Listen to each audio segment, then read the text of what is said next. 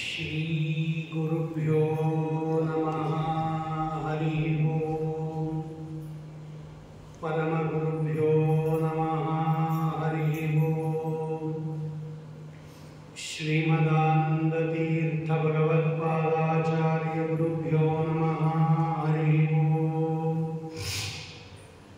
ಶ್ರೀಮದ್ವಾಯು ಹನುಮದ್ಭೀಮ ಮಧ್ವಾಂತರ್ಗತ ರಾಮಕೃಷ್ಣ ವೇದವ್ಯಾಸಾತ್ಮಕ ಶ್ರೀ ಲಕ್ಷ್ಮೀ ಹಯಗ್ರೀವಾಯ ನಮಃ.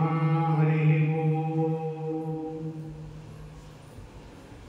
ಕರೋತು ಮಮ ಕಲ್ಯಾಣಂ ಹರಿ ಹಯಮುಖಾವಿದಃ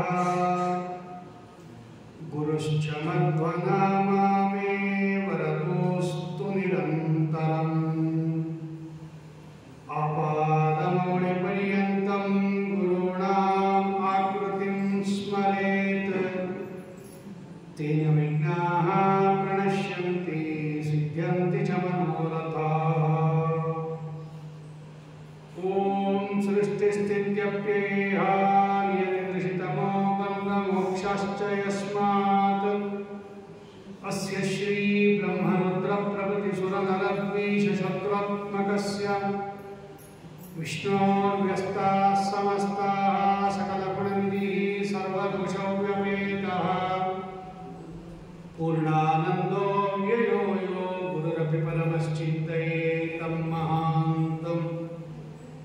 ಓಂ ಜನ್ಮಾದ್ಯಸ್ಯ ಯತೋನ್ಮಯಾದಿತರತಶ್ಚಾತ್ತೇಷ್ವವಿಘ್ನಸ್ವರಾಟ್ ತೇನೇ ಬ್ರಹ್ಮಹೃದಾಯ ಆದಿಕವಯೇ ಮುಹ್ಯಂತಿ ಯಂ ಸೂರಯಃ ತೇಜೋ ವಾರಿಮೃದಾಂ ಯಥಾ ವಿನಿಮಯೋ ಯತ್ರ ತ್ರಿಸರ್ಗೋ ಮೃಷಾ ಧಾಮ್ನಾ ಸ್ವೇನ ಸದಾ ನಿರಸ್ತಕುಹಕಂ ಸತ್ಯಂ ಪರಂ ಧೀಮಹಿ.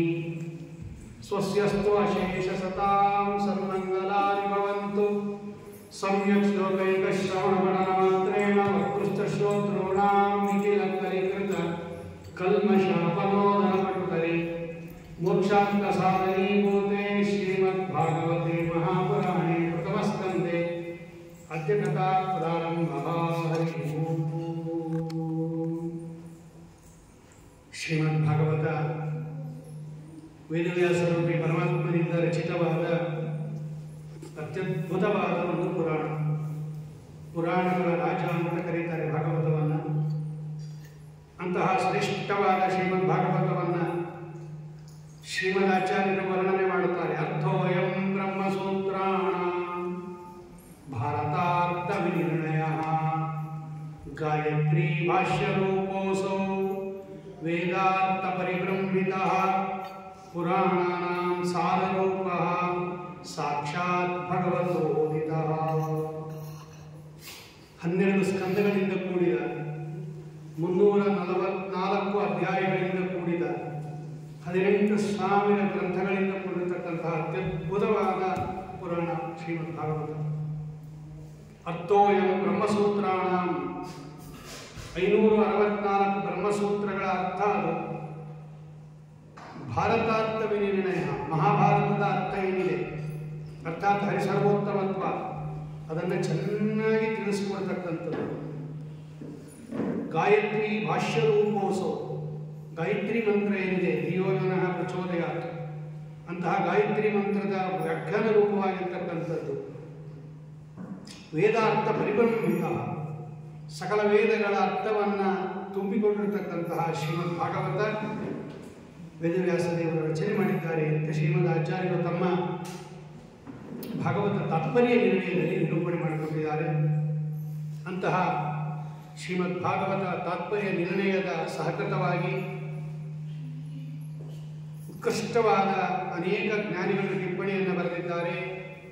ಯಾದವಾರ್ಯರು, ವಿಜಯಧ್ವಜೀಯರು, ಸತ್ಯಧರ್ಮರು, ಸತ್ಯಾಭಿನವರು, ಸುಧೀಂದ್ರ ತೀರ್ಥರು, ಪಾಂಗ್ರಿಯಾಚಾರ್ಯರು, ಲಿಂಗೇರಿಯಾಚಾರ್ಯರು, ಚಟ್ಟಿಯಾಚಾರ್ಯರು, ವಿಷ್ಣುತೀರ್ಥರು ಅತ್ಯದ್ಭುತವಾದ ವ್ಯಾಖ್ಯಾನವನ್ನು ರಚನೆ ಮಾಡಿಕೊಟ್ಟಿದ್ದಾರೆ.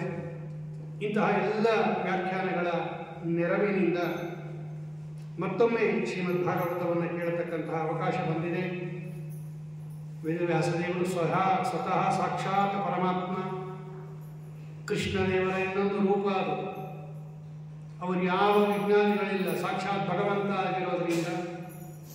ಆದರೂ ಕೂಡ ಶಿಷ್ಯ ಶಿಕ್ಷಣಾರ್ಥವಾಗಿ ಗ್ರಂಥದ ಪ್ರಾರಂಭದಲ್ಲಿ ಮಂಗಳಾಚರಣೆಯನ್ನು ಮಾಡುತ್ತಾರೆ. ಮಂಗಳಾಚರಣೆ ಇಲ್ಲದೆ ಇರತಕ್ಕಂತಹ ಗ್ರಂಥ, ಅನುಬಂಧ ಚತುಷ್ಟಯ ಇಲ್ಲದೆ ಇರತಕ್ಕಂತಹ ಗ್ರಂಥ ಉಪಾದೇಯ ಅಲ್ಲ ಅಂತ ಶ್ರೀಮದಾಚಾರ್ಯರು ಸ್ಪಷ್ಟವಾಗಿ ಹೇಳಿದ್ದಾರೆ. ಹಾಗಾಗಿ ಶ್ರೀಮದ್ ಭಾಗವತಕ್ಕೆ ಮಂಗಳಾಚರಣೆಯನ್ನು ಮಾಡಿ ತೋರಿಸ್ತಾರೆ.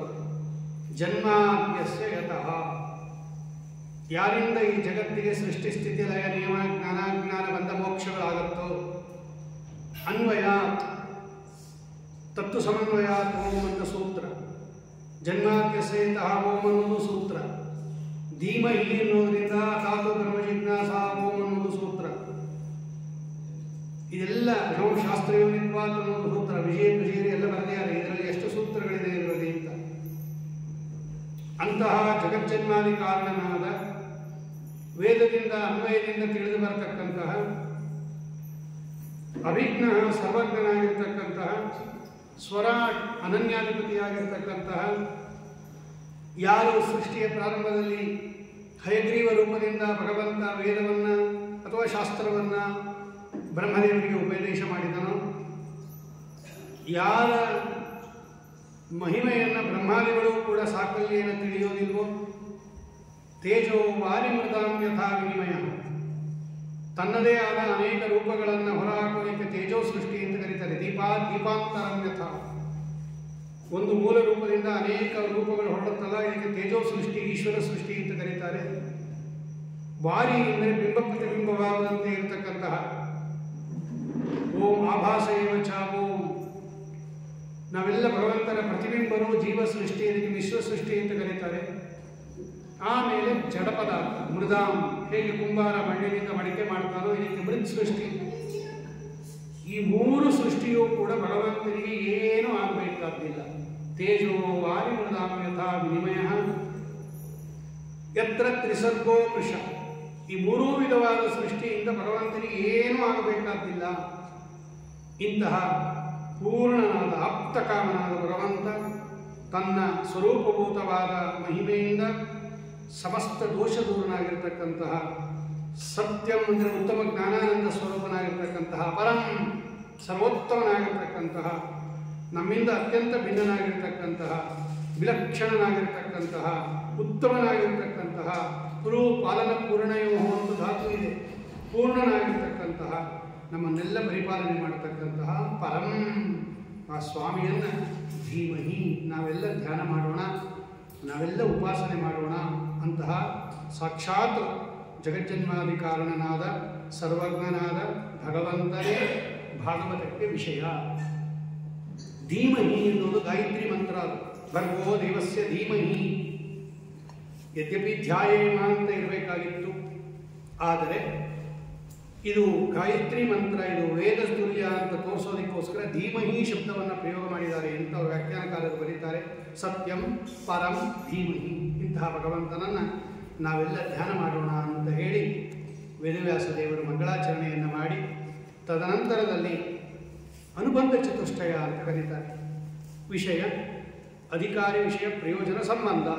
ಒಂದು ಗ್ರಂಥ ಪ್ರಾರಂಭ ಆಗಬೇಕಾದರೆ ಅಧಿಕಾರಿಗಳು ಯಾರು, ಇದನ್ನು ಓದೋ ಅಧಿಕಾರಿಗಳು ಯಾರು, ಇದರ ವಿಷಯ ಏನು, ಇದರ ಪ್ರಯೋಜನ ಏನು ಮತ್ತು ಪರಸ್ಪರ ಸಂಬಂಧ ಹೇಗಿದೆ ಅನ್ನೋದು ತಿಳ್ಕೋಬೇಕು. ಇಲ್ಲದೆ ಇದ್ದರೆ ಅದು ಅನಾರಂಭಣೀಯಾಗತ್ತೆ ಅಂತ ಇರೋದರಿಂದ ಈ ಎರಡನೇ ಶ್ಲೋಕದಲ್ಲಿ ಅನುಬಂಧ ಚತುಷ್ಟಯವನ್ನು ಹೇಳ್ತಾ ಇದ್ದಾರೆ ವೇದವ್ಯಾಸ ದೇವರು. ಧರ್ಮ ಪ್ರೋಜ್ಜಿತ ಕೈತವೋತ್ರ ಪರಮೋ ನಿರ್ಮತ್ಸರಾಣಾಂ ಸತಾಂ ವೇದ್ಯಂ ವಾಸ್ತವಮತ್ರ ವಸ್ತು ಶಿವದಂ ತಾಪತ್ರಯೋನ್ಮೂಲನಂ ಶ್ರೀಮದ್ಭಾಗವತೆ ಮಹಾಮುನಿಕೃತೆ ಕಿಂ ವಾ ಪರೈರೀಶ್ವರಃ ಸದ್ಯೋ ವೃದ್ಧವರುದ್ಧತೆ ಪ್ರಕೃತಿಭಿಃ ಶುಶ್ರೂಷುಭಿಸ್ತಕ್ಷಣಾತ್. ವಿಷಯ ಭಗವಂತ ಸಾಕ್ಷಾತ್ ಪರಮಾತ್ಮ, ಅಪ್ರತಿಹತನಾದ ವಸ್ತು, ಅವನು ವಾಸ್ತವ ವಸ್ತು, ಅವನೇ ಪ್ರಧಾನ ವಿಷಯ. ಧರ್ಮ ಇದೆಯಲ್ಲ, ಭಾಗವತ ಧರ್ಮಗಳು, ಇದು ಅವಾಂತರ ವಿಷಯ. ಹೀಗೆ ಎರಡು ವಿಷಯ ಭಾಗವತಕ್ಕೆ. ಪ್ರಧಾನ ಭಗವಂತ, ಅವನನ್ನು ತಿಳಿಯಲು ಬೇಕಾದ ವರ್ಣಾಶ್ರಮ ಧರ್ಮಗಳು, ಭಾಗವತ ಧರ್ಮಗಳು ಇದನ್ನೂ ಹೇಳಿದ್ದಾರೆ ಭಾಗವತದಲ್ಲಿ. ಇದು ಅವಾಂತರ ವಿಷಯ. ಪ್ರೋಜ್ಜಿತ ಕೈತವ, ಕಪಟ ಇರಬಾರ್ದು. ಒಳಗಡೆ ಯಾವುದೋ ಫಲಾಪೇಕ್ಷೆಯಿಂದ ಕರ್ಮಾಚರಣೆ ಮಾಡಬಾರ್ದು. ನಿಷ್ಕಾಮ ಕರ್ಮ, ಅದು ಭಗವದರ್ಪಣ ಬುದ್ಧಿಯಿಂದ ಮಾಡಿದ ನಿಷ್ಕಾಮ ಕರ್ಮ ಯಾರು ಮಾಡುತ್ತಾರೆ ಇವರು. ಇದನ್ನು ಹೇಳಿದೆ ಭಾಗವತದಲ್ಲಿ. ನಿರ್ಮತ್ಸರಾಣ ಸತ, ಮತ್ಸರ್ಯ ರಹಿತರಾಗಿರ್ತಕ್ಕಂತಹ ಸಜ್ಜನರು ಭಾಗವತವನ್ನು ಹೇಳೋದಿಕ್ಕೆ ಕೇಳೋದಿಕ್ಕೆ ಅಧಿಕಾರಿಗಳು. ಶಿವದಂ ಒಳ್ಳೆ ಮೋಕ್ಷವನ್ನು ಕೊಡ್ತಕ್ಕಂತಹ ಗ್ರಂಥ. ಮೋಕ್ಷವೇ ಪ್ರಯೋಜನ. ತಪತ್ರಯೋನ್ಮೂಲನಂ, ಆಧ್ಯಾತ್ಮಿಕ, ಆದಿದೈವಿಕ, ಆದಿಭೌತಿಕ ತಾಪಗಳನ್ನು ಪರಿಹಾರ ಮಾಡತಕ್ಕಂಥದ್ದು. ಮಹಾಮುನಿ ಕೃತಿ. ಮಹಾಮುನಿ ಅಂದರೆ ವೇದವ್ಯಾಸ ದೇವರು, ಮಹಾಮುನಿ ಅಂದರೆ ನಾರದರು ಕೂಡ.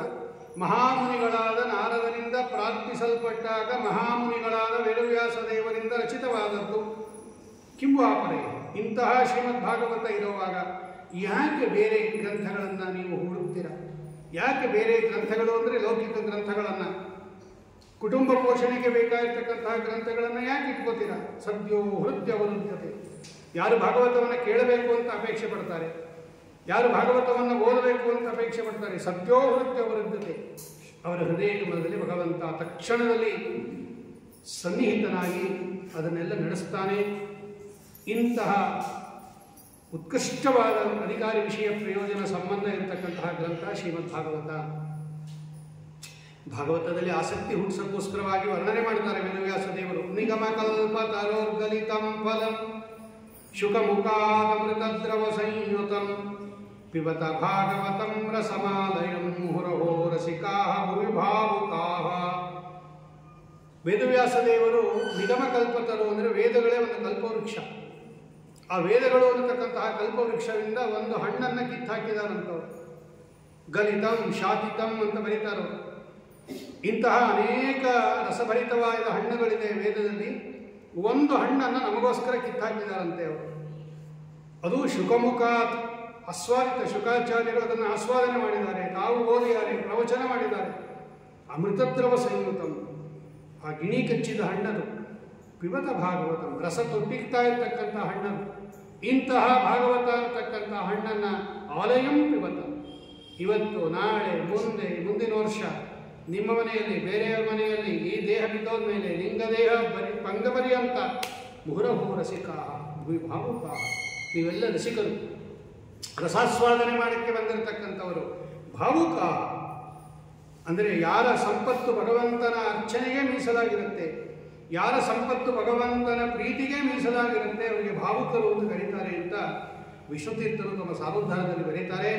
ಇಂತಹ ಉತ್ಕೃಷ್ಟವಾದ ಭಾಗವತವನ್ನು ನೀವೆಲ್ಲ ಸ್ವೀಕಾರ ಮಾಡಿ ಅಂತ ಹೇಳಿ, ನೈಮಿಷೇ ಅನಿಮಿಷ ಕ್ಷೇತ್ರೇ ಋಷಯ ಶೌನಕಾದಯ ಸತ್ರಂ ಸ್ವರ್ಗಾಯ ಲೋಕಾಯ ಸಹಸ್ರ ಸಮಮಾಸತಃ. ಇದಕ್ಕೆ ಆಖ್ಯಾಯಿಕ ಅಂತ ಕರೀತಾರೆ. ಭಾಗವತ ಹೆಂಗೆ ಬಂತು ನಮ್ಮ ಹತ್ರ, ನಮ್ಮ ಪರ್ಯಂತ ಭಾಗವತ ಹೇಗೆ ಬಂತು ಅನ್ನೋದನ್ನು ಸಾರೋದ್ಧಾರಕಾರರು ತೋರಿಸ್ತಾರೆ. ಭಾಗವತ ಆಗತಿ ಪ್ರಕರಣ ಅಂತ.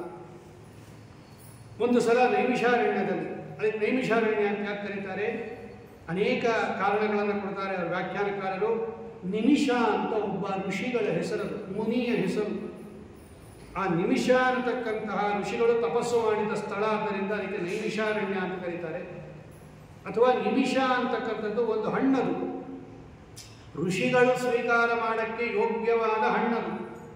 ಅಂತಹ ಹಣ್ಣು ತುಂಬ ಬೆಳೆಯೋದರಿಂದ ಅದಕ್ಕೆ ನೈಮಿಷಾರಣ್ಯ ಅಂತ ಕರೀತಾರೆ. ಅಥವಾ ವರಹ ಪುರಾಣದಲ್ಲಿ ಹೇಳಿದಂಗೆ ಒಂದೇ ಒಂದು ನಿಮಿಷದಲ್ಲಿ ಭಗವಂತ ಅಸಂಖ್ಯಾತವಾದ ರಾಕ್ಷಸರನ್ನ, ದೈತ್ಯರನ್ನ ಸಂಹಾರ ಮಾಡಿದ್ದರಿಂದ ಅದಕ್ಕೆ ನೈಮಿಷಾರಣ್ಯ ಅಂತ ಕರೀತಾರೆ. ಅಥವಾ ಬ್ರಹ್ಮದೇವರು ಕೊಟ್ಟಂತಹ ಧರ್ಮ ರಥದ, ಧರ್ಮಚಕ್ರದ ನೇಣಿ ಅಂದರೆ ಆ ಪಟ್ಟಿ ಬಿದ್ದೋಗಿರ್ತಕ್ಕಂಥ ಜಾಗ, ಅದಕ್ಕೆ ನೈಮಿಷಾರಣ್ಯ ಅಂತ ಕರೀತಾರೆ ಅಂತ ವ್ಯಾಖ್ಯಾನಕಾರರು ಇಷ್ಟೋ ಕಾರಣವನ್ನು ಕೊಡ್ತಾರೆ. ಅದಕ್ಕೆ ನೈಮಿಷಾರಣ್ಯ ಅಂತ ಹೆಸರು. ಇವತ್ತೂ ಕೂಡ ಅದ್ಯಾಪಿ ಸೂರಿಬಿಹಿ, ವಾದಿರಾಜ ಸ್ವಾಮಿಗಳು ಬರೀತಾರೆ ತೀರ್ಥ ಪ್ರಬಂಧದಲ್ಲಿ, ಇವತ್ತೂ ಕೂಡ ನೈಮಿಷಾರಣ್ಯದಲ್ಲಿ ಸೂತರು ಶೌನಕಾದಿಗಳಿಗೆ ಪುರಾಣವನ್ನು ಹೇಳ್ತಾ ಇದ್ದಾರೆ. ಜ್ಞಾನಿಗಳಿಗೆ ಅದು ಇವಾಗಲೂ ಕೇಳಿಸುತ್ತೆ ಅಂತಾರೋ.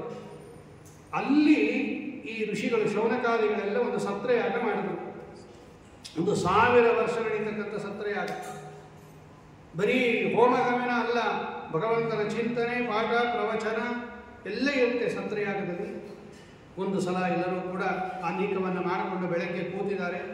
ಬಂದರು ಸೂತಾಚಾರ್ಯ. ಇವರು ಯಾರು ಸೂತರು ಅಂದರೆ ರೋಮಹರ್ಷಣರು ಅಂತ ವೇದವ್ಯಾಸ ದೇವರ ರೋಮಾಂಚನದಿಂದ ಉತ್ಪನ್ನರಾದವರು. ಅವರ ಮಕ್ಕಳು ಸೌತಿ ಉಗ್ರಶ್ರವ ಸೂತರು ಅಂತ ಕರೀತಾರೆ. ಅವರು ಬಂದರು ಅಲ್ಲಿಗೆ. ಋಷಿಗಳೆಲ್ಲ ಅವರನ್ನು ಸ್ವಾಗತ ಮಾಡಿ ಕೇಳ್ತಾರೆ, ಸ್ವಾಮಿ ನೀವೆಲ್ಲ ಬಹಳ ಪುರಾಣಗಳನ್ನು ತಿಳ್ಕೊಂಡಿದ್ದೀರ, ಧರ್ಮಶಾಸ್ತ್ರಗಳನ್ನು ತಿಳ್ಕೊಂಡಿದ್ದೀರ, ಇತಿಹಾಸವನ್ನು ಪುರಾಣ ಮಹಾಭಾರತ ರಾಮಾಯಣಾದಿಗಳನ್ನು ತಿಳ್ಕೊಂಡಿದ್ದೀರ. ವೇದವ್ಯಾಸ ದೇವರಿಗೆ ಅತ್ಯಂತ ಪ್ರೀತಿರಾದವರು ನೀವು, ಋಷಿಗಳಿಗೆ ಪ್ರೀತರಾದವರು ನೀವು. ದಯವಿಟ್ಟು ನಮಗೆ ಅದನ್ನು ಹೇಳ್ರಿ. ಪುಂಸಾಂ ಏಕಾಂತತ ಶ್ರೇಯ ತನ್ನ ಶಂಸಿತು ಅರ್ಹತಿ. ಮನುಷ್ಯರಿಗೆ ಯಾವುದರಿಂದ ಶ್ರೇಯಸ್ಸಾಗತ್ತೆ ಅದನ್ನು ಹೇಳ್ರಿ ನಮಗೆ. ಇದು ಮೊದಲನೇ ಪ್ರಶ್ನೆ. ಯಾಕೆ ಅಂದರೆ ಪ್ರಾಯೇಣ ಅಲ್ಪಾಯುಷೋ ಮರ್ತ್ಯಾಃ ಕಲಾವಸ್ಮಿನ್ ಯುಗೇ ಜನಾಃ ಮಂದಾಃ ಸುಮಂದಮತಯಃ ಮಂದಭಾಗ್ಯಾಃ ಉಪದ್ರುತಾಃ. ಈ ಕಲಿಯುಗದಲ್ಲಿ ಏನಾಗ್ತಿದೆ ಅಂದರೆ ಆಯಸ್ಸೇ ಕಡಿಮೆ. ಅದರಲ್ಲೂ ಮಂದರು ಅಂದರೆ ಸೋಮಾರಿಗಳು, ಸುಮಂದಮತಯಃ ದಡ್ಡರು, ಮಂದಭಾಗ್ಯಾಃ ಪುಣ್ಯ ಇದೆ ಇರ್ತಕ್ಕಂಥವರು, ಉಪದ್ರುತ ಆಧ್ಯಾತ್ಮಿಕ ಆದಿಭೌತಿಕ ಆದಿದೈವಿಕ ತಾಪತ್ರೆಗಳನ್ನು ಹೊಂದಿರತಕ್ಕಂಥವರು. ಏನು ಓದಕ್ಕಾಗತ್ತೆ ನಾವು? ನೋಡೋದ್ರೆ ಭೂರಿಕರ್ಮಾಣಿ, ದೊಡ್ಡ ದೊಡ್ಡ ಯಜ್ಞಯಾಗಾದಿಗಳು ಬೇಕಾದಷ್ಟಿದೆ, ಕೇಳಬೇಕಾಗಿರೋದು ಬೇಕಾದಷ್ಟಿದೆ. ನಮ್ಮ ಕೈಲಿ ಆಗೋದಿಲ್ಲ, ಈ ಜನಗಳ ಕೈಲಿ. ಒಂದು ಕೆಲಸ ಮಾಡಿ ಸ್ವಾಮಿ, ಅತ ಸಾಧೋತ್ರ ಯತ್ಸಾರಂ ಸಮುದ್ರಹ್ಯ ಮನೀಷಯ. ಸಕಲ ಶಾಸ್ತ್ರಗಳ ಸಾರ ಏನು ಅನ್ನೋದನ್ನು ನೀವೇ ಹೇಳಿಬಿಟ್ರಿ. ಇದು ಎರಡನೇ ಪ್ರಶ್ನೆ. ಯಾಕೆ? ಯಾರು ಅದನ್ನು ಕೇಳ್ತಾರೋ ಏನೋ ಆತ್ಮ ಆಶುಪ್ರಸೀದತೆ. ಆತ್ಮ ಅಂದರೆ ಮನಸ್ಸು, ಬಹಳ ಬೇಗ ಸುಪ್ರಸನ್ನವಾಗುತ್ತೆ ಮನಸ್ಸು. ಅಥವಾ ಆತ್ಮ ಆಶುಪ್ರಸೀದತೆ, ಭಗವಂತ ಬೇಗ ಪ್ರೀತನಾಗುತ್ತಾನೆ. ಸಕಲ ಶಾಸ್ತ್ರಗಳ ಸಾರ ಏನು? ಇದು ಎರಡನೇ ಪ್ರಶ್ನೆ. ಇನ್ನು ಭಗವಾನ್ ಸಾತ್ವತಾನ್ಪತಿ, ಸಜ್ಜನರಿಗೆ ಸ್ವಾಮಿಯಾದಂತಹ ಶ್ರೀ ಪರಮಾತ್ಮ ವಸುದೇವ ದೇವಕಿಯರಲ್ಲಿ ಕೃಷ್ಣ ರೂಪದಿಂದ ಅವತಾರ ಮಾಡಿದ ಅಂತ ನಾವು ಕೇಳಿದ್ದೀವಿ. ಆ ಕೃಷ್ಣಾವತಾರದ ಕಥೆಯನ್ನು ಹೇಳ್ರಿ. ಇದು ಮೂರನೇ ಪ್ರಶ್ನೆ. ತಸ್ಯ ಕರ್ಮಾಣ್ಯದಾರಾಣಿ ಪರಿಗೀತಾನಿ ಸೂರ್ಭಿ. ಅಮೂಲ ರೂಪದಲ್ಲಿ ಭಗವಂತ ಏನೇನೋ ಸೃಷ್ಟಿಯಾದಿಗಳು ಮಾಡ್ತಾನೆ, ಅದನ್ನು ಹೇಳ್ರಿ. ಇದು ನಾಲ್ಕನೇ ಪ್ರಶ್ನೆ. ಭಗವಂತನ ಇತರ ಅವತಾರಗಳನ್ನು ಹೇಳ್ರಿ. ಕೂರ್ಮಾವತಾರ, ಮತ್ಸ್ಯಾವತಾರ, ವರಾಹ, ದತ್ತಾತ್ರೇಯ, ಶಿವಶಿವಾರಾದಿ ಅನೇಕ ಅವತಾರಗಳನ್ನು ಮಾಡಿದ್ದಾನೆ, ಆ ಕಥೆಯನ್ನು ಹೇಳ್ರಿ. ಇದು ಐದನೇ ಪ್ರಶ್ನೆ. ಧರ್ಮ ಪರಶರಣಂ ಗತಃ. ಪರಮಾತ್ಮನನ್ನು ಆಶ್ರಯಿಸಿಕೊಂಡಿರ್ತಕ್ಕಂತಹ ಧರ್ಮ, ಪರಮಾತ್ಮ ಮೂಲ ರೂಪಕ್ಕೆ ಹೋದ ಮೇಲೆ ಅಂದರೆ ಕೃಷ್ಣ ಪರಂಧಾಮಕ್ಕೆ ಹೋದ ಮೇಲೆ ಧರ್ಮ ಯಾರನ್ನು ಆಶ್ರಯಿಸ್ಬೋದು? ಹೀಗೆ 6 ಪ್ರಶ್ನೆಗಳನ್ನು ಶೌನಕಾದಿ ಋಷಿಗಳು ಸೂತಾಚಾರ್ಯರನ್ನು ಪ್ರಶ್ನೆ ಮಾಡುತ್ತಾರೆ. ಅದಕ್ಕೆ ಸೂತರು ಕೊಟ್ಟ ಉತ್ತರವೇ ಶ್ರೀಮದ್ ಭಾಗವತ. ಸೂತಾಚಾರ್ಯರು ಅವರ ಪ್ರಶ್ನೆಯನ್ನು ಹೊಗಳಿ ಅವರು ಮಂಗಳಾಚರಣೆ ಮಾಡ್ತಾರೆ. ಯಂ ಪ್ರೌರಜಂತಮನಪೇತಮಪೇತ ಕೃತ್ಯಂ ದ್ವೈಪಾಯನೋ ವಿರಹ ಕಾತರ ಆಜುಹಾವ ಪುತ್ರೇತಿ ತನ್ಮಯತೆಯ ತರವೋಪಿ ನೇದು ತಂ ಸರ್ವಭೂತ ಹೃದಯಂ ಮುನಿಮಾನತೋಸ್ಮಿ ಯಸ್ವಾನುಭಾವಮಖಿಲ ಶ್ರುತಿ ಸಾರಮೇಕಂ ಅಧ್ಯಾತ್ಮದೀಪಮತಿತಿತೀರ್ಷತಾಂ ತಮೋಂಧಂ ಸಂಸಾರಿಣಾಂ ಕರುಣಯಾಃ ಪುರಾಣ ಗುಹ್ಯಂ ತಂ ವ್ಯಾಸಸೋರೂಪಯಾಮಿ ಗುರುಂ ಮುನೀನಾಂ. ಅವರು ಶುಕಾಚಾರ್ಯ ಹತ್ರ ಕೇಳಿದವರು ಭಾಗವತ. ಶುಕಾಚಾರ್ಯರು ಪರೀಕ್ಷಿತ್ ರಾಜರಿಗೆ ಆ ಪುರಾಣವನ್ನು ಹೇಳುವಾಗ ಸೂತಾಚಾರ್ಯರು ಅಲ್ಲಿ ಕೂತ್ಕೊಂಡು ಶುಕಾಚಾರ್ಯರ ಮುಖದಿಂದ ಭಾಗವತವನ್ನು ಕೇಳಿದವರು. ಅದಕ್ಕೆ ಅವರು ಗುರುಗಳನ್ನು ಸ್ತೋತ್ರ ಮಾಡುತ್ತಾರೆ. ಶುಕಾಚಾರ್ಯರಿಗೆ 2 ಗುರುತ್ವ. ಅವರು ಒಳಗಡೆಯಿಂದನೂ ಗುರುಗಳು, ಹೊರಗಡೆಯಿಂದನೂ ಗುರುಗಳು. ಒಳಗಡೆ ರುದ್ರ ರೂಪದಿಂದ ಮೂಲ ರೂಪದಿಂದ ಗುರುಗಳವರು, ಹೊರಗಡೆ ಶುಕರೂಪದಿಂದ ಗುರುಗಳು. ಅದಕ್ಕೆ 2 ಶ್ಲೋಕ ಇದೆ ಭಾಗವತದಲ್ಲಿ. ಶುಕಾಚಾರ್ಯರು ಸನ್ಯಾಸವನ್ನು ಸ್ವೀಕಾರ ಮಾಡಿ ಹೊರಟಾಗ ಅವರ ತಂದೆಗಳಾಗಿರ್ತಕ್ಕಂಥ ವೇದವ್ಯಾಸ ದೇವರು ವಿರಹ ಕಾತರ ಇವ, ವಿರಹ ಕಾತವರಾದರೋ ಎಂಬಂತೆ ಆಜುಹಾವ ಪುತ್ರ ಇತಿ ಆಜುಹಾವ, ಪುತ್ರ ಅಂತ ಕೂಗುದರಂತೆ ತಮ್ಮ ಸರ್ವಭೂತ ಹೃದಯ. ಅಲ್ಲಿರ್ತಕ್ಕಂತಹ ಮರಗಿಡಗಳು ಕೂಡ ಉತ್ತರ ಕೊಡ್ತಂತೆ, ನಾವಿಲ್ಲಿದ್ದೇನೆ ಅಂತ. ಅಲ್ಲ, ಶುಕಾಚಾರ್ಯರನ್ನ ಕೂಗಿದಾಗ ಮರಗಿಡಗಳು ಯಾಕೆ ಉತ್ತರ ಕೊಡ್ತು ಅಂದರೆ ತಮ್ಮ ಸರ್ವಭೂತ ಹೃದಯ, ಸಕಲ ಜೀವರಾಶಿಗಳ ಮನಸ್ಸಿನಲ್ಲಿ ಮನಃಪ್ರೇರಕರಾಗಿ ವಿದ್ಯಮಾನರಾಗಿ ನಮ್ಮ ಮನಸ್ಸನ್ನು ಭಗವಂತನ ಕಡೆ ಕಳಿಸ್ತಕ್ಕಂತಹ ಶುಕಾಚಾರ್ಯರಿಗೆ ನಾನು ನಮಸ್ಕಾರ ಮಾಡ್ತೀನಿ ಅಂತ ಹೇಳಿ ಅತ್ಯದ್ಭುತವಾದ ಭಾಗವತವನ್ನು, ನಮ್ಮಂತಹ ಸಂಸಾರದಲ್ಲಿ ಬಿದ್ದು ಬೇಯ್ತಾ ಇರತಕ್ಕಂತಹ ಪುರಾಣವನ್ನು ಹೊರಗಡೆ ಶುಕರೂಪದಿಂದ ಹೇಳಿರ್ತಕ್ಕಂತಹ ವ್ಯಾಸಸೂರು ವೇದವ್ಯಾಸ ದೇವರ ಮಕ್ಕಳಾದ ಶುಕಾಚಾರ್ಯರನ್ನು ನಾನು ನಮಸ್ಕಾರ ಮಾಡ್ತೀನಿ ಅಂತ ಹೇಳಿ ನಾರಾಯಣಂ ನಮಸ್ಕೃತ್ಯ ನರಂ ಚೈವ ನರೋತ್ತಮಂ ದೇವೀಂ ಸರಸ್ವತೀಂ ವ್ಯಾಸಂ ತಥೋ ಗ್ರಂಥ ಮುದೀರಯೇ. ಇವರೆಲ್ಲ ನಮಸ್ಕಾರ ಮಾಡಿ ನಾನು ಹೇಳ್ತೀನಿ ಅಂತ ಹೇಳಿ, ಹೇ ಮುನಿಗಳ, ಒಳ್ಳೆ ಪ್ರಶ್ನೆ ಕೇಳಿದ್ರು ಇವೆಲ್ಲ. ಸಾಧು ಪೃಷ್ಠೋಯಂ, ಇಡೀ ಜಗತ್ತಿಗೆ ಮಂಗಳವನ್ನು ಉಂಟು ಮಾಡತಕ್ಕಂತಹ ಪ್ರಶ್ನೆಯನ್ನು ಕೇಳಿದಿರ ನೀವು. ಕೃಷ್ಣನ ಕಥೆಯನ್ನು ಕೇಳಿದಿರಿ ಅಲ್ವಾ ನೀವು? ಯತ್ಕೃತಃ ಕೃಷ್ಣ ಸಂಪ್ರಶ್ನ ಏನಾತ್ಮ ಸುಪ್ರಸೀದಸಿ. ಏನು ಮಾಡಿದರೆ ಮನಸ್ಸು ಪ್ರಸನ್ನ ಆಗುತ್ತೆ, ಏನು ಮಾಡಿದರೆ ಭಗವಂತ ಅನುಗ್ರಹ ಮಾಡ್ತಾನೆ ಅಂತ ಕೇಳಿದ್ರಲ್ಲ ನೀವು. ಕೃಷ್ಣ ಸಂಪ್ರಶ್ನ, ಕೃಷ್ಣನ ಕಥೆಯನ್ನು ಕೇಳಿದಿರಾ? ಕಲಿಯುಗದಲ್ಲಿ ತತ್ರಾಪಿ ಮನಸ್ಸು ಸಮಾಧಾನ ಆಗಬೇಕಾದರೆ ಕೃಷ್ಣ ಕಥಾವನ್ನು ಕೇಳಬೇಕು. ನೀವು ಹೇಳ್ತೀನಿ ಕೇಳ್ರಿ. ಸವೈ ಪುಂಸಾಂ ಪರೋ ಧರ್ಮ. ಯಾತಕ್ಕೋಸ್ಕರ ಭಗವಂತನ ಕಥಾವನ್ನು ಕೇಳಬೇಕು ಅಂದಾಗ ಮೊದಲು ಅಂತಃಕರಣ ಶುದ್ಧಿ ಇರಬೇಕು. ನಿಷ್ಕಾಮ ಕರ್ಮವನ್ನು ಮಾಡಬೇಕು ನಾವು. ಅಹೈತುಕ್ಯ ಅವ್ಯವಹಿತಾಯತ ಆತ್ಮ ಶುಪ್ರಸೀದತಿ. ಮನಸ್ಸು ಪ್ರಸನ್ನ ಆಗಬೇಕಾದ್ರೆ ವಿಹಿತ ಕರ್ಮಾಚರಣೆ ಇರಬೇಕು. ಕರ್ಮಾಚರಣೆ ಮಾಡ್ತಾ ಮಾಡ್ತಾ ಮಾಡ್ತಾ ಮಾಡ್ತಾ ಶ್ರವಣ ಮಾಡಿದರೆ ಭಕ್ತಿ ಬಂದ್ಬಿಡುತ್ತೆ. ಹಾಗಾಗಿ ಕರ್ಮಕ್ಕೆಲ್ಲ ಜ್ಞಾನದ್ವಾರ ಭಕ್ತಿನೇ ಫಲ. ಧರ್ಮ ಸ್ವನುಷ್ಠಿತ ಪುಂಸಾಂ ವಿಶ್ವಕ್ಸೇನ ಕಥಾಶ್ರಯ ನೋತ್ಪಾದಯೇ ಯದಿರತಿಂ ಶ್ರಮಯೇ ವಹಿ ಕೇವಲಂ. ನಾವು ಓದಿದ್ದು ಸಾರ್ಥಕವಾಗಬೇಕಾದರೆ, ನಾವು ಕರ್ಮಾನುಷ್ಠಾನ ಮಾಡಿದ್ದು ಸಾರ್ಥಕವಾಗಬೇಕಾದರೆ ಭಗವಂತನಲ್ಲಿ ಭಕ್ತಿ ಬರಬೇಕು. ಅಂತಹ ಶ್ರೇಷ್ಠವಾದ ಉತ್ಕೃಷ್ಟವಾಗಿರತಕ್ಕಂತಹ ರೀತಿಯಲ್ಲಿ ಭಗವಂತನ ಅನುಗ್ರಹಕ್ಕೆ ಪಾತ್ರರಾಗುತ್ತಾರೆ ಎಂಬುದಾಗಿ ಹೇಳಿ, ನೋಡಿ, ಭಗವಂತ ನಮಗೆ ಇಂದ್ರಿಯಗಳನ್ನು ಕೊಟ್ಟಿರೋದು ಬರೀ ಪ್ರೀತಿ ಮಾಡಿಸಕ್ಕಲ್ಲ, ಪದಾರ್ಥಗಳನ್ನು ಅಪೇಕ್ಷೆ ಮಾಡೋಕ್ಕಲ್ಲ, ಭಗವಂತನನ್ನು ಚಿಂತನೆ ಮಾಡೋಕ್ಕೆ. ಆದ್ದರಿಂದ ತಸ್ಮಾದೇಕೇನ ಮನಸಾ ಭಗವಾನ್ ಸತ್ವತಾಂ ಪತಿ ಶ್ರೋತವ್ಯ. ಒಂದೇ ಮನಸ್ಸಿನಿಂದ ಭಗವಂತನ ಕಥಾವನ್ನು ಕೇಳಬೇಕು, ಭಗವಂತನನ್ನು ಕೀರ್ತನೆ ಮಾಡಬೇಕು, ಧ್ಯೇಯ ಮಾಡಬೇಕು, ಪೂಜೆ ಮಾಡಬೇಕು ನಿತ್ಯವಾಗಿ. ಭಗವಂತನ ಕಥಾ ಕೇಳ್ತಾ ಕೇಳ್ತಾ ಕೇಳ್ತಾ ನಮ್ಮ ಸ್ವಾಮಿ ಅವನು ಒಂದು ರೂಪದಿಂದ ನಮ್ಮ ಕಿವಿಯನ್ನು ಮೂಲಕ ಒಳಗಡೆ ಪ್ರವೇಶ ಮಾಡಿ ಹೃದ್ಯಂತಸ್ಥೋಹಭದ್ರಾಣಿ, ನಮ್ಮ ಮಂಗಳವಾಗಿರ್ತಕ್ಕಂತಹ ಎಲ್ಲ ಪಾಪಗಳನ್ನು ಪರಿಹಾರ ಮಾಡುತ್ತಾನೆ. ಮನಸ್ಸು ಪ್ರಸನ್ನವಾಗುತ್ತೆ, ಭಕ್ತಿ ಬರುತ್ತೆ.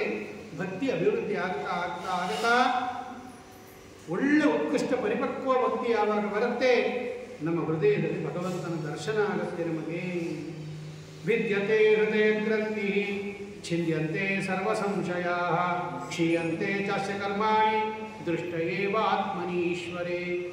ಒಮ್ಮೆ ನಾವು ಭಗವಂತನನ್ನು ಹೃದಯದಲ್ಲಿ ನೋಡಿಬಿಟ್ರೆ, ಭಗವಂತನ ಅನುಗ್ರಹದಿಂದ ನಮಗೆ ಅಪರೋಕ್ಷ ಜ್ಞಾನ ಆಗಿಬಿಟ್ರೆ, ವಿದ್ಯತೆ ಹೃದಯ ಗ್ರಂಥಿ, ಈ ಲಿಂಗ ದೇಹ ಇದೆಯಲ್ಲ ಕಟ್ಟು ಇದು ಸಡಿಲಾಗ್ಬಿಡುತ್ತೆ. ಎಲ್ಲ ಸಂಶಯಗಳು ನಮ್ಮ ಬಗ್ಗೆ, ಪರಮಾತ್ಮನ ಬಗ್ಗೆ ಇರತಕ್ಕಂತಹ ಸಂಶಯ ಎಲ್ಲ ಪರಿಹಾರ ಆಗುತ್ತೆ. ಕ್ಷೀಯಂತೆ ಚಾಸ್ಯ ಕರ್ಮಾಣಿ. ಓಂ ತದಿದಗಮೆ ಉತ್ತರ ಪೂರ್ವಗಯೋ ಅಶ್ಲೇಷ ವಿನಾಶೋ ತದ್ವಪದೇಶ ಸೂತ್ರ ಹೇಳುತ್ತೆ. ಕ್ಷೀಯಂತೆ ಚಾಸ್ಯ ಕರ್ಮಾಣಿ. ನಮ್ಮ ಪಾಪಕರ್ಮಗಳು, ಅನಿಷ್ಟ ಪುಣ್ಯ ಕರ್ಮಗಳೆಲ್ಲ ಭಗವಂತ ನಾಶ ಮಾಡುತ್ತಾನೆ, ಆಮೇಲೆ ಮೋಕ್ಷವನ್ನು ಕೊಡ್ತಾನೆ. ಇಂತಹ ಉತ್ಕೃಷ್ಟವಾದ ಭಗವಂತನ ಕಥೆಯನ್ನು ನೀವು ಹೇಳ್ರಿ. ಸಾತ್ವಿಕರಾಗಿರಬೇಕು. ಭಾಗವತ ಹೇಳುತ್ತೆ ಸತ್ವಗುಣಗಳನ್ನು ಬೆಳೆಸ್ಕೋಬೇಕು. ಸಾತ್ವಿಕರಿಗೆ ಹರಿ ಬೇಗ ಬಂದು ಬಿಡ್ತಾನೆ. ನೋಡಿ, ರಜೋಗುಣ, ತಮೋಗುಣ, ಸತ್ವಗುಣ, ಸತ್ವಗುಣ, ರಜೋಗುಣ, ತಮೋಗುಣ. ಅದರಲ್ಲಿ ತಮೋಗುಣಕ್ಕಿಂತ ರಜೋಗುಣ ದೊಡ್ಡದು ಶ್ರೇಷ್ಠ, ರಜೋಗುಣಕ್ಕಿಂತ ಸತ್ವಗುಣ ಶ್ರೇಷ್ಠ. ಕಟ್ಟಿಗೆಗಿಂತ ಹೊಗೆ ಶ್ರೇಷ್ಠ, ಹೊಗೆಗಿಂತ ಬೆಂಕಿ ಶ್ರೇಷ್ಠ. ಭಾಗವತ ಹೇಳುತ್ತೆ ಪಾರ್ಥಿವ ದಾರುಣೋ ಧೂಮ ತಸ್ಮಾತ್ ಅಗ್ನಿಸ್ತ್ರಯೀಮಯ ತಮಸಸ್ತು ರಜಸ್ತಸ್ಮಾತ್ ಸತ್ಯಂ ಯತ್ ಸತ್ವಂ ಯತ್ ಧರ್ಮದರ್ಶನಂ. ಆ ಸತ್ವಗುಣ ಅದನ್ನು ಉತ್ಕೃಷ್ಟವಾಗಿರ್ತಕ್ಕಂತಹ ರೀತಿಯಲ್ಲಿ ಸಾತ್ವಿಕರಾಗಿ ಬಾಳಿದಾಗ, ಸಾತ್ವಿಕರಾಗಿ ಧರ್ಮಾಚರಣೆಯನ್ನು ಮಾಡಿದಾಗ ಭಗವಂತ ಅನುಗ್ರಹ ಮಾಡ್ತಾನೆ ಅಂತ ಹೇಳಿ ಸೂತಾಚಾರ್ಯ ಹೇಳ್ತಾರೆ. ಜಗೃಹೇ ಪೌರುಷಂ ರೂಪಂ ಭಗವಾನ್ ಮಹದಾದಿ. ಭಗವಂತ ಪುರುಷ ಅಂತಕ್ಕಂಥ ಒಂದು ರೂಪವನ್ನು ಸ್ವೀಕಾರ ಮಾಡಿದ. 3 ಪುರುಷ ರೂಪ ಇದೆ ಭಗವಂತನ. ಬ್ರಹ್ಮಾಂಡದ ಹೊರಗಡೆ ಮಹದಾದಿ ತತ್ವಗಳನ್ನು ಸೃಷ್ಟಿ ಮಾಡಿದ್ದು ಒಂದು, ಬ್ರಹ್ಮಾಂಡದ ಒಳಗಡೆ ಘನೋದಕದ ಮೇಲೆ ಮಲಗಿರ್ತಕ್ಕಂಥ ವಿರಾಟ್ ರೂಪವಾಗಿರ್ತಕ್ಕಂತಹ ಪುರುಷ ಒಂದು, ಸಕಲ ಜೀವರಾಶಿಗಳ ಹೃದಯದಲ್ಲಿ ಇರತಕ್ಕಂಥ ಪುರುಷ ರೂಪ ಒಂದು. ಅದರಲ್ಲಿ ಏನು ಭೂಮಂಡಲದ ಒಳಗೆ ಘನೋದಕದ ಮೇಲೆ ಭಗವಂತ ನೀರನ್ನು ಸೃಷ್ಟಿ ಮಾಡಿ ಮಲಗಿದಾನಲ್ಲ, ಇದೇ ಪದ್ಮನಾಭ ರೂಪ. ಸತ್ವಮೂರ್ತಿ, ಉತ್ಕೃಷ್ಟವಾದ ಶ್ರೇಷ್ಠ ಮೂರ್ತಿ ಅದು. ಅನೇಕ ಬಾಹುಗಳು, ಅನೇಕ ಪಾದಗಳು, ಅನೇಕ ಭುಜಗಳು, ಮೂರ್ಧ, ಮೌಳಿ, ಕುಂಡಲೋಲ್ಲಸ. ಇದೇ ಸಕಲ ಅವತಾರಗಳಿಗೆ ಮೂಲ ರೂಪ. ಈ ಪದ್ಮನಾಭ ರೂಪದಿಂದ ಎಲ್ಲ ಅವತಾರ ರೂಪಗಳು ಹೊರಡುತ್ತೆ, ಮತ್ತೆ ಅದರಲ್ಲೇ ಸೇರ್ಕೊಂಡ್ಬಿಡುತ್ತೆ. ಮೊದಲು ಭಗವಂತ ಕುಮಾರ ಅಂತಕ್ಕಂಥ ಒಂದು ರೂಪವನ್ನು ಸ್ವೀಕಾರ ಮಾಡಿದ ಭಗವಂತ. ಸನತ್ಕುಮಾರ ರೂಪ ಅಂತ ಕರೀತಾರೆ. ಬ್ರಹ್ಮದೇವರ ಮಕ್ಕಳು ಸನತ್ಕುಮಾರರು, ಅವರ ಒಳಗಡೆ ಇರ್ತಕ್ಕಂಥ ರೂಪ ಇದು ಕುಮಾರ ರೂಪ. ಅಖಂಡ ಬ್ರಹ್ಮಚರ್ಯವನ್ನು ಮಾಡಿರ್ತಕ್ಕಂಥ ರೂಪ, ತಪಸ್ಸು ಮಾಡಿರ್ತಕ್ಕಂಥ ರೂಪ ಅದು. ಆಮೇಲೆ ಸೌಕರ ವರಾಹ ರೂಪ, ಭೂಮಿಯನ್ನು ಉದ್ಧಾರ ಮಾಡಿರ್ತಕ್ಕಂಥ ರೂಪ. ಮಹಿದಾಸ ಅಂತ ಐತರೇಯೋಪನಿಷತ್ತನ್ನು ಜಗತ್ತಿಗೆ ಕೊಟ್ಟಂಥ ರೂಪ. ಆಮೇಲೆ ನರನಾರಾಯಣ ರೂಪ, ಕಪಿಲೋ ನಾಮ ಸಿದ್ದೇಶ ಕಪಿಲ ರೂಪ, ದತ್ತಾತ್ರೇಯ ರೂಪ, ಯಜ್ಞ ರೂಪ. ಆಮೇಲೆ ನಾಭಿರಾಜನಲ್ಲಿ ಉತ್ಪನ್ನವಾಗಿರ್ತಕ್ಕಂಥ ಋಷಭ ರೂಪ, ಪೃಥು ಚಕ್ರವರ್ತಿಯಲ್ಲಿ ಆವಿಷ್ಟವಾದ ರಾಜರಾಜೇಶ್ವರ ರೂಪ, ಮತ್ಸ್ಯ ರೂಪ. ಆಮೇಲೆ ಕೂರ್ಮ ರೂಪ, ಮಂದರ ಪರ್ವತವನ್ನು ಎತ್ತಿದಂಥ ರೂಪ ಅದು. ಆಮೇಲೆ ಧನ್ವಂತರಿ ರೂಪ, ಅಮೃತ ಕಲಶ ತಂದ ರೂಪ ಅದು.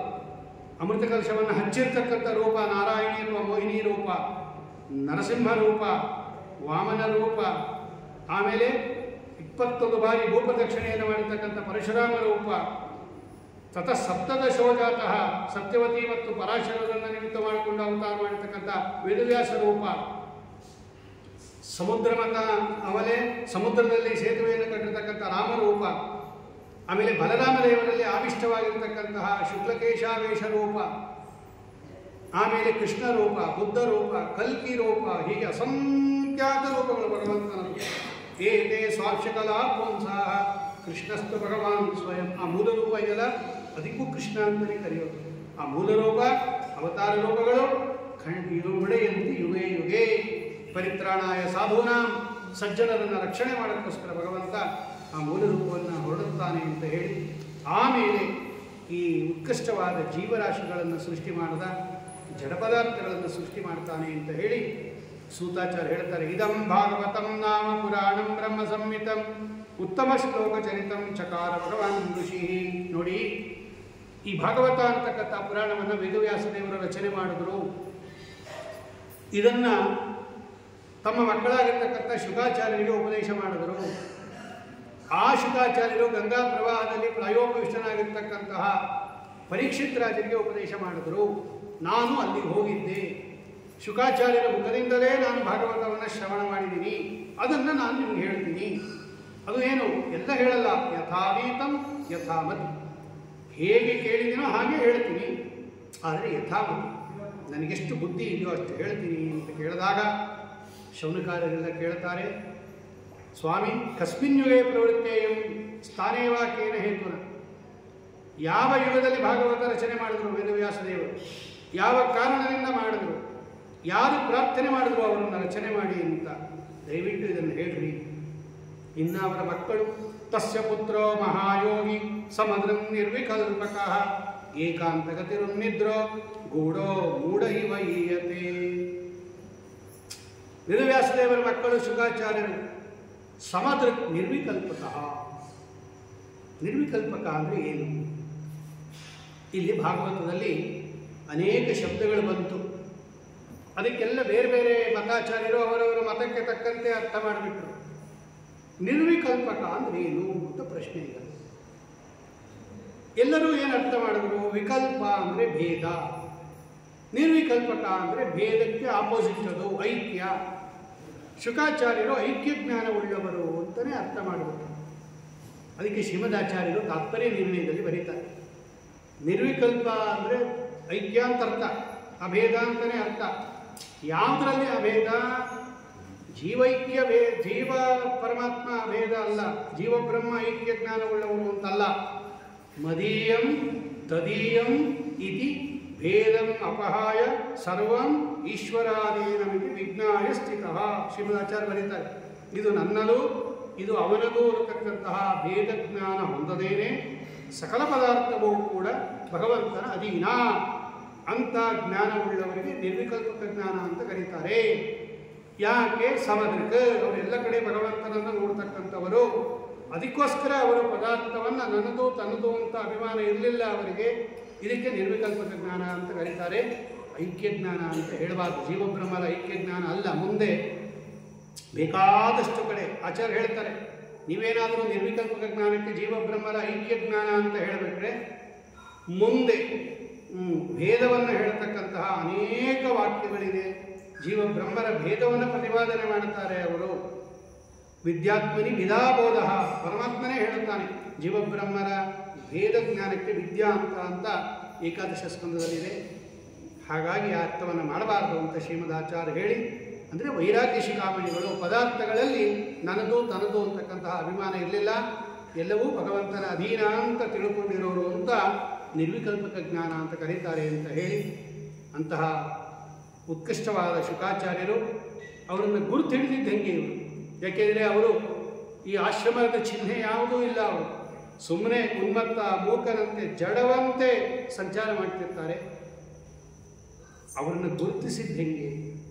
ಇನ್ನೊಂದು, ಅವರು ಒಂದು ಗೋದೋಹನ ಮಾತ್ರ ಒಬ್ಬರ ಮನೆಯಲ್ಲಿರೋರು. ಭಿಕ್ಷಾಟನ ವೃತ್ತಿಯಿಂದ ಜೀವನ ಮಾಡ್ತಾ ಇದ್ರು ಶುಕಾಚಾರ್ಯರು. ಗೃಹಸ್ಥರ ಮನೆಗಳಿಗೆ ಹೋದಾಗ ಒಂದು ಗೋದೋಹನ ಅಂದರೆ ಒಂದು ಹಸುವಿನ ಕೆಚ್ಚಲಿನಿಂದ ಒಂದು ಸಲ ಹಾಲು ಕರೆಯುವಷ್ಟೊತ್ತೇ ಇರೋರಂತೆ ಒಬ್ಬರ ಮನೆ ಮುಂದೆ. ಅಷ್ಟರೊಳಗೆ ತಂದು ಅವನು ಭಿಕ್ಷೆ ಹಾಕಬೇಕು, ಇಲ್ಲರೆ ಮುಂದಿನ ಮನೆಗೆ ಹೊರಟೋಗೋರಂತೆ. ಒಂದು ಹೊತ್ತು ಸ್ವಲ್ಪ ಹೊತ್ತು ಒಬ್ಬರ ಮನೆಯಲ್ಲಿ ಜಾಸ್ತಿ ಹೊತ್ತು ಇರ್ತಾ ಇರಲಿಲ್ಲ. ಇಂತಹ ಶುಕಾಚಾರ್ಯರು 7 ದಿವಸಗಳ ಕಾಲ ಭಾಗವತವನ್ನು ಹೇಳಿದ್ದಾರೆ ಅಂದರೆ ನಮಗೆ ಆಶ್ಚರ್ಯ. ಅದನ್ನು ಹೇಳ್ರಿ. ಇನ್ನು ಈ ಪರೀಕ್ಷಿತ್ ರಾಜ, ಇವನು ದೊಡ್ಡ ಚಕ್ರವರ್ತಿ, ಇವನು ಪಾಂಡವರ ಮೊಮ್ಮಗ, ಇವನು ಅರ್ಜುನನ ಮೊಮ್ಮಗ, ಅವನು ಅಭಿಮನ್ಯುವಿನ ಮಗ. ಇವನು ಯಾಕೆ ಪ್ರಾಯೋಪವೇಶ ಕೈಗೊಂಡ? ಚಕ್ರವರ್ತಿ ಅವನು, ಅವನಿಗೆ ಬೇಕಾದಷ್ಟು ರಾಜ್ಯಭಾರ ಮಾಡ್ತಕ್ಕಂಥ ಜವಾಬ್ದಾರಿ ಇದೆ.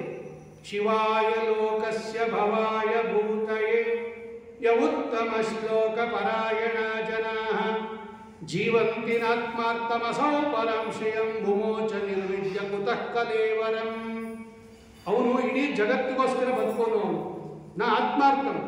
ಈ ಜ್ಞಾನಿಗಳು ತಮಗೋಸ್ಕರ ಬದುಕೋದಿಲ್ಲ, ಅವರು ಜಗತ್ತಿಗೋಸ್ಕರ ಬದುಕೋರವರು. ಇಂತಹ ಪರೀಕ್ಷಿತ್ ಮಹಾರಾಜ ತಾನು ದೇಹವನ್ನು ತ್ಯಾಗ ಮಾಡಿದ, ಪ್ರಾಯೋಪವೇಶ ಕೈಗೊಂಡು ಅಂದರೆ ಏನು ಕಾರಣ ಅದಕ್ಕೆ? ಇದೆಲ್ಲವನ್ನು ನಮಗೆ ಹೇಳಬೇಕು ಅಂದಾಗ ಸೂತಾಚಾರ್ಯ ಹೇಳ್ತಾರೆ, ದ್ವಾಪರೇ ಸಮನ ಪ್ರಾಪ್ತೆ ತೃತೀಯೇ ಯುಗ ಪರ್ಯಯೇ. 3ನೇ ಯುಗ ಅದು ದ್ವಾಪರ. ಕೃತ, ತ್ರೇತ, ದ್ವಾಪರ.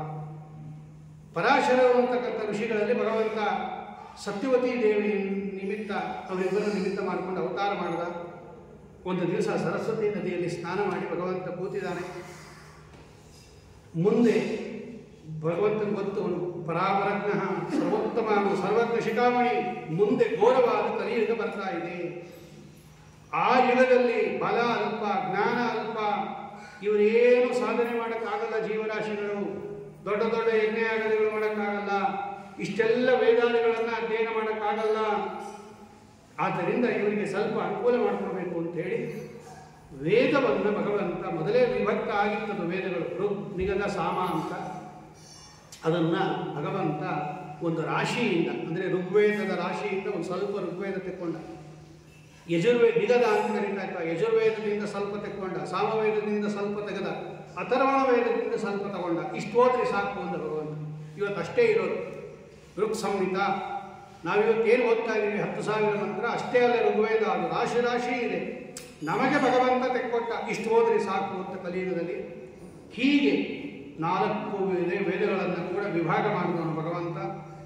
ಆಮೇಲೆ ವೈಶಂಪಾಯನ, ಪೈಲ, ವೈಶಂಪಾಯನ, ಸುಮಂತು, ಜೈಮಿನಿ ಅಂತ 4 ಶಿಷ್ಯರಿಗೆ 4 ವೇದವನ್ನು ಉಪದೇಶ ಮಾಡಿದ.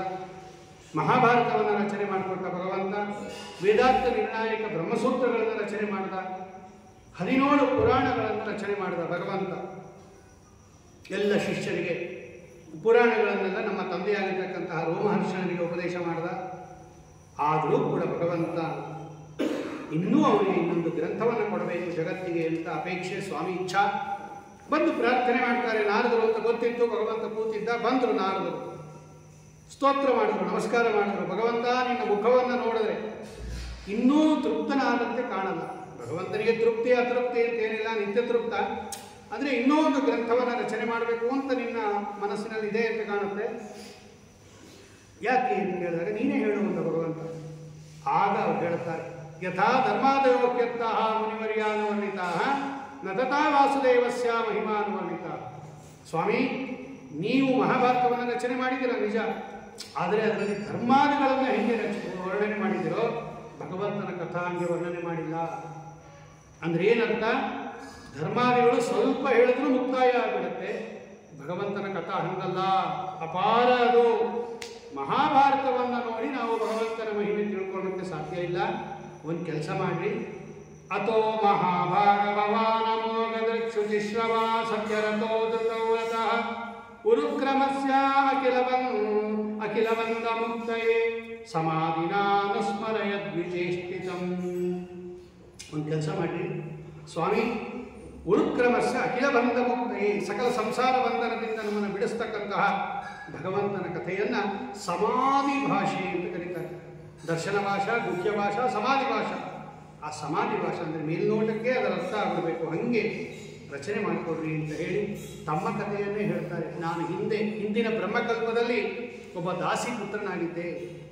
5 ವರ್ಷದ ಬಾಲಕ. ನಮ್ಮಮ್ಮ ನಾನು ಇಬ್ಬರೇ ಇದ್ದಿದ್ದು, ಇನ್ಯಾರೂ ಇಲ್ಲ. ನನ್ನೂ ಕರ್ಕೊಂಡು ಹೋಗೋಳು ನಮ್ಮಮ್ಮ. ಒಬ್ಬ ಬ್ರಾಹ್ಮಣನ ಮನೆಯಲ್ಲಿ ಅವಳು ಕೆಲಸ ಮಾಡ್ತಾ ಇದ್ಲು, ನಾನು ಹೋಗ್ತಾ ಇದ್ದೆ. ಒಂದು ಸಲ ಇದೇ ಚಾತುರ್ಮಾಸ್ಯಕ್ಕೆ ಆ ಬ್ರಾಹ್ಮಣನ ಮನೆಯಲ್ಲಿ ಅನೇಕ ಸನ್ಯಾಸಿಗಳು ಚಾತುರ್ಮಾಸ್ಯಕ್ಕೋಸ್ಕರ ಬಂದರು. ನಾನು ಶ್ರದ್ಧೆಯಿಂದ ಅವರ ಸೇವೆಯನ್ನು ಮಾಡ್ತಾ ಇದ್ದೆ. ಅವರು ಊಟ ಎಲ್ಲ ಮಾಡಿದ ಮೇಲೆ ಆ ಉಚ್ಚಿಷ್ಟ ಲೇಪನ ಅಂದರೆ ಗೋಮ ಹಚ್ಚೋದು ಎಲ್ಲ ಮಾಡಿ ಅವರ ಅಪ್ಪಣೆಯನ್ನು ಪಡೆದು ಅವರಿಂದ ಉಳಿದಿರ್ತಕ್ಕಂತಹ ನೈವೇದ್ಯವನ್ನು ಸ್ವೀಕಾರ ಮಾಡ್ತಾ ಇದ್ದೆ. ಆ ದೇವರಿಗೆ ಅರ್ಪಣೆ ಮಾಡಿದ ನೈವೇದ್ಯವನ್ನು ಸ್ವೀಕಾರ ಮಾಡಿದ್ದರಿಂದ ನನ್ನ ಪಾಪ ಎಲ್ಲ ಪರಿಹಾರ ಆಯಿತು. ಆಮೇಲೆ ಶ್ರದ್ಧೆಯಿಂದ ಭಗವಂತನ ಕಥಾವನ್ನು ಕೇಳ್ತಾ ಇದ್ದೆ. ಅವರು ಕಥಾವನ್ನು ಹೇಳೋರು. ನನ್ನ ಪಾಪಗಳಿನ್ನೂ ಪರಿಹಾರ ಆಯಿತು. ಆಮೇಲೆ ಅಷ್ಟು ಆಸಕ್ತನಾಗಬೇಕೆ ನಾನು ಅದರಲ್ಲಿ. ಆಮೇಲೆ ಚಾತುರ್ಮಾಸ್ಯ ಮುಗಿಯಿತು. ಅವ್ರು ಹೊರಡುವಾಗ ನನ್ನನ್ನು ಕರೆದು ವಿಶೇಷವಾಗಿ ನನಗೆ ಅನುಗ್ರಹ ಮಾಡಿ ನನಗೆ ಉಪದೇಶ ಮಾಡಿದರು. ಏನು ಉಪದೇಶ ಮಾಡ್ಬೋದು ಆ ಕಾಲಕ್ಕೆ ಅಷ್ಟು ಉಪದೇಶ ಮಾಡಿದ್ರು. ಆಮೇಲೆ ಏನಾಯಿತು ಅಂತ ಕೇಳಿದ್ರು ವೇದವ್ಯಾಸದೇವರು. ನನಗೂ ಆಸೆ ಆಯಿತು ಹೊರಟಬೇಕು ಅಂತ. ಆದರೆ ನನಗೆ ಅಮ್ಮ ಬೇರೆ ಒಬ್ಬಳಿದ್ಲು, ಅವಳನ್ನು ನಾನು ನೋಡ್ಕೋಬೇಕಾಯಿತು, ನನ್ನ ಕರ್ತವ್ಯ ಇತ್ತು. ಒಂದು ದಿವಸ ಹಾಲು ಕರಿಯಕ್ಕೆ ಹೋದಾಗ ಕತ್ಲದಲ್ಲಿ ಒಂದು ಹಾವಿನ ಮೇಲೆ ಕಾಲಿಟ್ಟು ಅವಳು ಇವರಮ್ಮ, ಅದು ಕಚ್ಚಿಬಿಡ್ತು, ಸತ್ತೋದು. ಸರಿ, ಅವಳಿಗೆ ಅಂತ್ಯ ಸಂಸ್ಕಾರಗಳನ್ನು ಮಾಡಿ ಅದೊಂದು ಬಂಧನ ಇತ್ತು, ಭಗವಂತ ಬಿಡಿಸ್ದ ಅಂತ ಹೇಳಿ ಅನೇಕ ಗ್ರಾಮಗಳನ್ನು, ಪುರಗಳನ್ನು, ಖೇಟಗಳನ್ನು, ಪಟ್ಟಣವನ್ನು, ಹೂಮಾರುವ ಸ್ಥಳ, ಆಮೇಲೆ ವಾಟಿಗಳು, ಹಾವಾಡಿಗಳು, ಹೂವಾಡಿಗಳು, ಈ ಎಲ್ಲ ವಾಸ ಮಾಡ್ತಕ್ಕಂಥ ಜನ ಎಲ್ಲ ದಾಟಿ ನಾನೊಂದು ಗುಂಡಾರಣ್ಯಕ್ಕೆ ಹೋದೆ. ಅಲ್ಲಿ ಒಂದು ನಿರ್ಜನವಾಗಿರ್ತಕ್ಕಂತಹ ಗುಂಡಾರಣ್ಯದಲ್ಲಿ ಒಂದು ಅಶ್ವತ್ಥ ವೃಕ್ಷದ ಕೆಳಗೆ ಕೂತ್ಕೊಂಡು ಆ ಭಗವಂತನನ್ನು ಧ್ಯಾನ ಮಾಡಿದೆ. ಆ ಋಷಿಗಳು ನನಗೇನು ಉಪದೇಶ ಮಾಡಿದ್ರಲ್ಲ ಅದನ್ನು ಧ್ಯಾನ ಮಾಡಿದೆ. ಸಗೇಕೋ ಭಗವಾನಗ್ರೇ ಕ್ರೀಡಿಷ್ಯನ್ನಿದಮಾತ್ಮನಃ ಸೃಷ್ಟ್ವಾ ವಿಹತ್ಯ ತಜ್ಜಗ್ವಾ ಉದಾಸ್ತೆ ಕೇವಲ ಪುನಃ. ಈ ಸ್ವಾಮಿ ಏನು ಮಾಡ್ತಾನೆ? ಅವನು ಪ್ರಳಯ ಕಾಲದಲ್ಲಿ ಅವನು ಏಕಃ ಸರ್ವೋತ್ತಮನಾಗಿರ್ತಕ್ಕಂಥ ಭಗವಂತ ಇರ್ತಾನೆ. ಈ ಜಗತ್ತನ್ನು ಕ್ರೀಡೆಗೋಸ್ಕರ ಭಗವಂತನದು, ಇದೇ ಒಂದು ಕ್ರೀಡೆ ಇದು ಭಗವಂತನದು. ಜಗತ್ತನ್ನು ಸೃಷ್ಟಿ ಮಾಡ್ತಾನೆ, ಪಾಲನೆ ಮಾಡ್ತಾನೆ. ತಾನೇ ಸೃಷ್ಟಿ ಮಾಡಿದ ಜಗತ್ತನ್ನು ಜಗ್ವಾ ಮತ್ತೆ ಉದರದಲ್ಲಿ ಇಟ್ಟುಕೊಂಡು ಮತ್ತೆ ಇರ್ತಾನೆ. ಹೀಗೆ ಭಗವಂತನ ಧ್ಯಾನ ಮಾಡಿದೆ. ಸೃಷ್ಟಿ ಸ್ಥಿತಿಲಯ ಕಾರಣ ಅಂತ ಹೀಗೆ ಧ್ಯಾನ ಮಾಡ್ತಾ ಇದ್ದಾಗ ನನ್ನ ಹೃದಯದಲ್ಲಿ ಭಗವಂತ ಸ್ವಲ್ಪ ಕಾಣಿಸ್ಕೊಂಡ್ಬಿಟ್ಟ. ಶನೈ ಸ್ವಲ್ಪ ನೋಡಿದೆ ಭಗವಂತನ ರೂಪವನ್ನು, ಮತ್ತೆ ಮರೆಯಾಗೋಯ್ತದು. ಆಸೆ ಆಯಿತು ನನಗೆ ಮತ್ತೆ ನೋಡಬೇಕು ಅಂತ.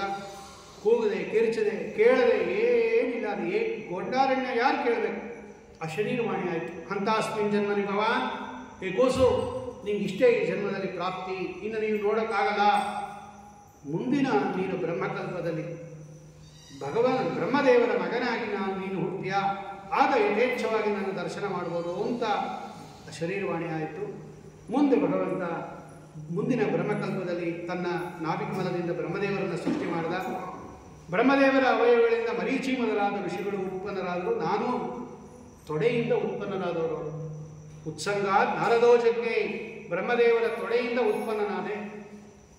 ಹೊರಗಡೆ ಒಳಗಡೆ ಎಲ್ಲ ಕಡೆ ಲೋಕಗಳನ್ನು ಸಂಚಾರ ಮಾಡುತ್ತಾ ದೇವದತ್ತ ವಿಮಾಂ ವೀಣಾಂ, ದೇವತೆಗಳು ಕೊಟ್ಟಿರ್ತಕ್ಕಂತಹ ಈ ವೀಣಾವನ್ನು ರಣನ ಮಾಡ್ತಾ ಆ ಕೀರ್ತನೆಯನ್ನು ಮಾಡ್ತಾ ಸಂಚಾರ ಮಾಡ್ತಿದ್ದೀವಿ ಅಂತ ತಮ್ಮ ಕಥೆಯನ್ನು ಹೇಳಿ, ನೋಡು ಸ್ವಾಮಿ, ಅವತ್ತು ಸನ್ಯಾಸಿಗಳ ಮುಖದಿಂದ ಭಗವಂತನ ಕಥೆಯನ್ನು ಕೇಳಿದ್ದಕ್ಕೆ ಶೂದ್ರನಾದ ನಾನು ಇವತ್ತು ಬ್ರಹ್ಮದೇವರ ಮಗನಾಗಿ ಅವತಾರ ಮಾಡಿದ್ದೀನಿ. ಇಷ್ಟು ಮಹಿಮೆ ಇದೆ ಭಗವಂತನ ಕಥಾಕ್ಕೆ. ಇಂತಹ ಭಗವಂತನ ಕಥೆಯನ್ನು ನೀನು ರಚನೆ ಮಾಡು ಸ್ವಾಮಿ ಅಂತ ಹೇಳಿದಾಗ ನಾರದರು ಹೋದ ಮೇಲೆ ಶಮ್ಯಾಪ್ರಾಸ ಅಂತ ಸರಸ್ವತಿ ನದಿ ತೀರದಲ್ಲಿ ಪಶ್ಚಿಮ ತೀರದಲ್ಲಿ ಶಮ್ಯಾಪ್ರಾಸ ಅಂತ ಅದು ಒಂದು ಆಯುಧ. ಅದು ಆ ಆಯುಧವನ್ನು ಎಸೆದಾಗ ಶಮೀ ವೃಕ್ಷದ ಕೊಂಬೆಯಿಂದ ಮಾಡಿರ್ತಕ್ಕಂಥ ಆಯುಧ, ಅದನ್ನು ಪ್ರಾಸ ಎಸೆದಾಗ ಅದು ಎಲ್ಲಿ ಬೀಳುತ್ತೋ ಆ ಜಾಗದಲ್ಲಿ ಆಶ್ರಮವನ್ನು ಮಾಡಿಕೊಂಡು ಅಲ್ಲಿ ಸಪ್ತಯಾಗ ಮಾಡ್ತಾರೆ. ಅದಕ್ಕೆ ಶಮ್ಯಾಪ್ರಾಸ ಅಂತ ಕರೀತಾರೆ. ಆ ಜಾಗದಲ್ಲಿ ಕೂತ್ಕೊಂಡು ಭಗವಂತ ಬದರೀ ಷಂಡಮಂಡಿದೆ, ಬದರೀ ವೃಕ್ಷಗಳಿಂದ ಕೂಡಿರ್ತಕ್ಕಂತಹ ಬದರಿಕಾಶ್ರಮದಲ್ಲಿ ಈ ಉತ್ಕೃಷ್ಟವಾದ ಭಾಗವತವನ್ನು ರಚನೆ ಮಾಡ್ತಾ ಇದ್ದಾನೆ.